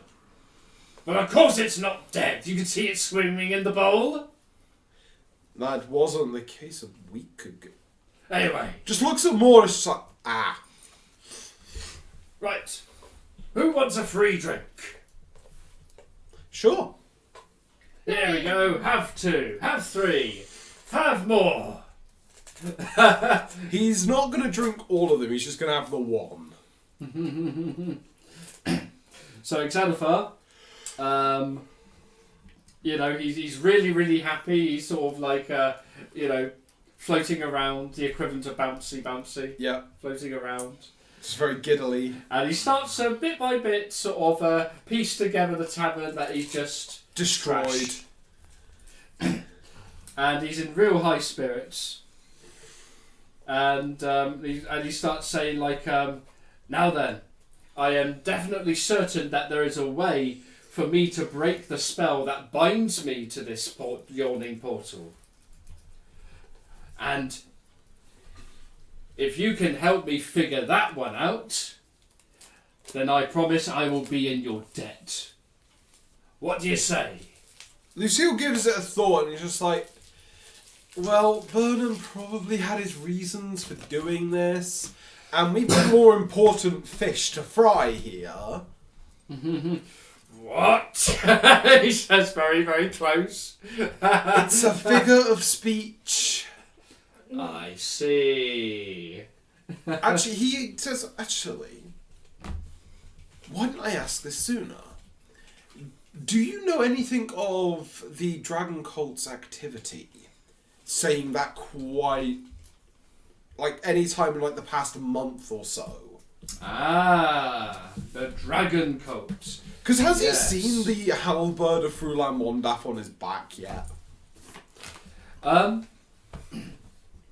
I think Xanathar would know who that woman is. Oh, he would. Because Xanathar is all-knowing. Quite flipped. Even with his many eyes, he's not sort of... he's just... For now, he just thought it's just like a standard halberd. And possibly a magical one, but not. Oh, I wish it was magical. But, is there anything you're going to say to... I just say, like, any news on Dragon Cult activity within Waterdeep in the past several 10 days? Well, I hear all kinds of rumours regarding the dragon cult, but I would have known a lot more if I wasn't so bound to the Yawning Portal. But one thing I have heard, are you familiar with one known as Resmia? Yes. Yes, Wasn't I he the one heard. that we killed? No. Resmia is the Black Dragon woman. I heard that she has paid a visit, not to the Yawning Portal per se, but she certainly has been seen around with her escorts, Right. heading up north, no doubt. Because we did have a letter saying to go north, didn't we? But he does kind of want to wait until they hear from Leo Sin and Onthar. Well, to be honest, it's been over a 10-day since we were going to hear from them anyway, so we might as well just carry on ahead. Mm-hmm. Yeah. That is a good point. They're obviously not going to show up. They probably encountered some hiccups that are unforeseen, so let's just carry on doing what we were meant to be doing. Okay, Xanathar sort of mentions that some of the loot that the cult has been carrying, not all of it, but some of it, is being hidden away in an area, in a roadhouse up north, known as the Karnath Roadhouse. Well, I guess we can investigate this roadhouse then. Roadhouse. Roadhouse. Roadhouse. So what, Family Guy reference there. I know it is a Family Guy reference, that's why I didn't react to it, because I don't like Family Guy. Okay, so, knowing that that's going to be their next port of call, he's going to tell...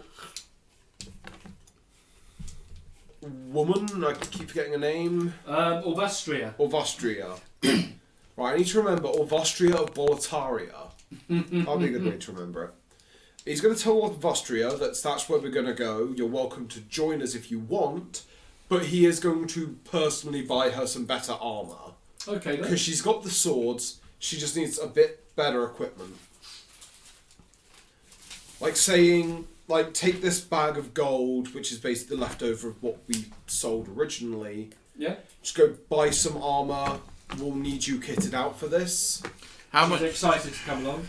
How much money has that merchant give us then? Yeah, because that's where I'm going now Yeah. to get the money from him.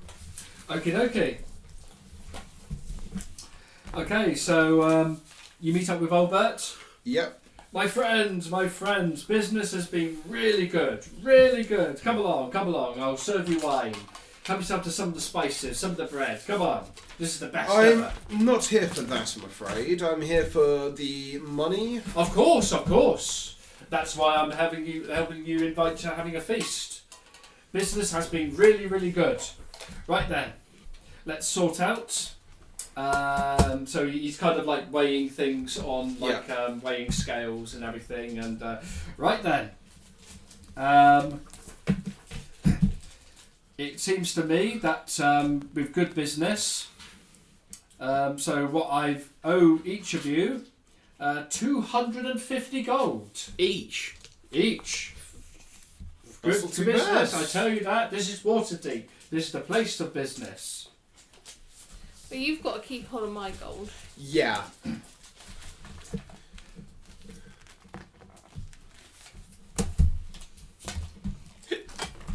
So come on, join in the wine. He sort of passes you the And he's drinks. like, he puts it down, thank you very much, but we must be on our way. Well, of course. And He actually heads over to where his brothers work. yeah, Like, literally just ignoring the guards and just walking straight through. okay. Because he's going to at least pass on this news to Gabriel. Yeah. Just thinking, I've uncovered... Gabriel, it's taken me a while to find your office. Go on, you Lucille. What are you here for? I have uncovered something about a certain dragon cult. Go on. They're taking gold, jewels, and whatever for a hoard for Tiamat. And they're keeping it currently at the Vilheim Roadhouse, was it? Oh, the Carnath. Carnath. The Carnath Roadhouse up north. Sounds familiar. I'm going to be taking my team up there to investigate. I just thought I'd let somebody know where we've gone. Mm-hmm. Seeing as Raphael, bless his heart, is incompetent, and the other two won't even talk to me. So you're the only one I trust with this information. Mm-hmm. Well, so pursuing the dragon cult, eh? Yep. Well...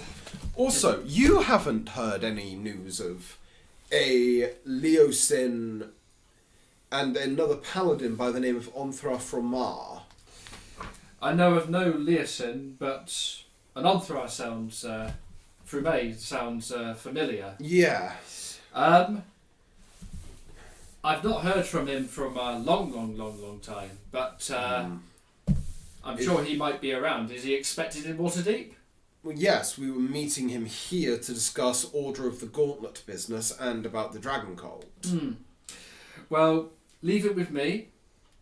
I will have a good scan around. I'll send some of my own sort of servants to keep an eye out.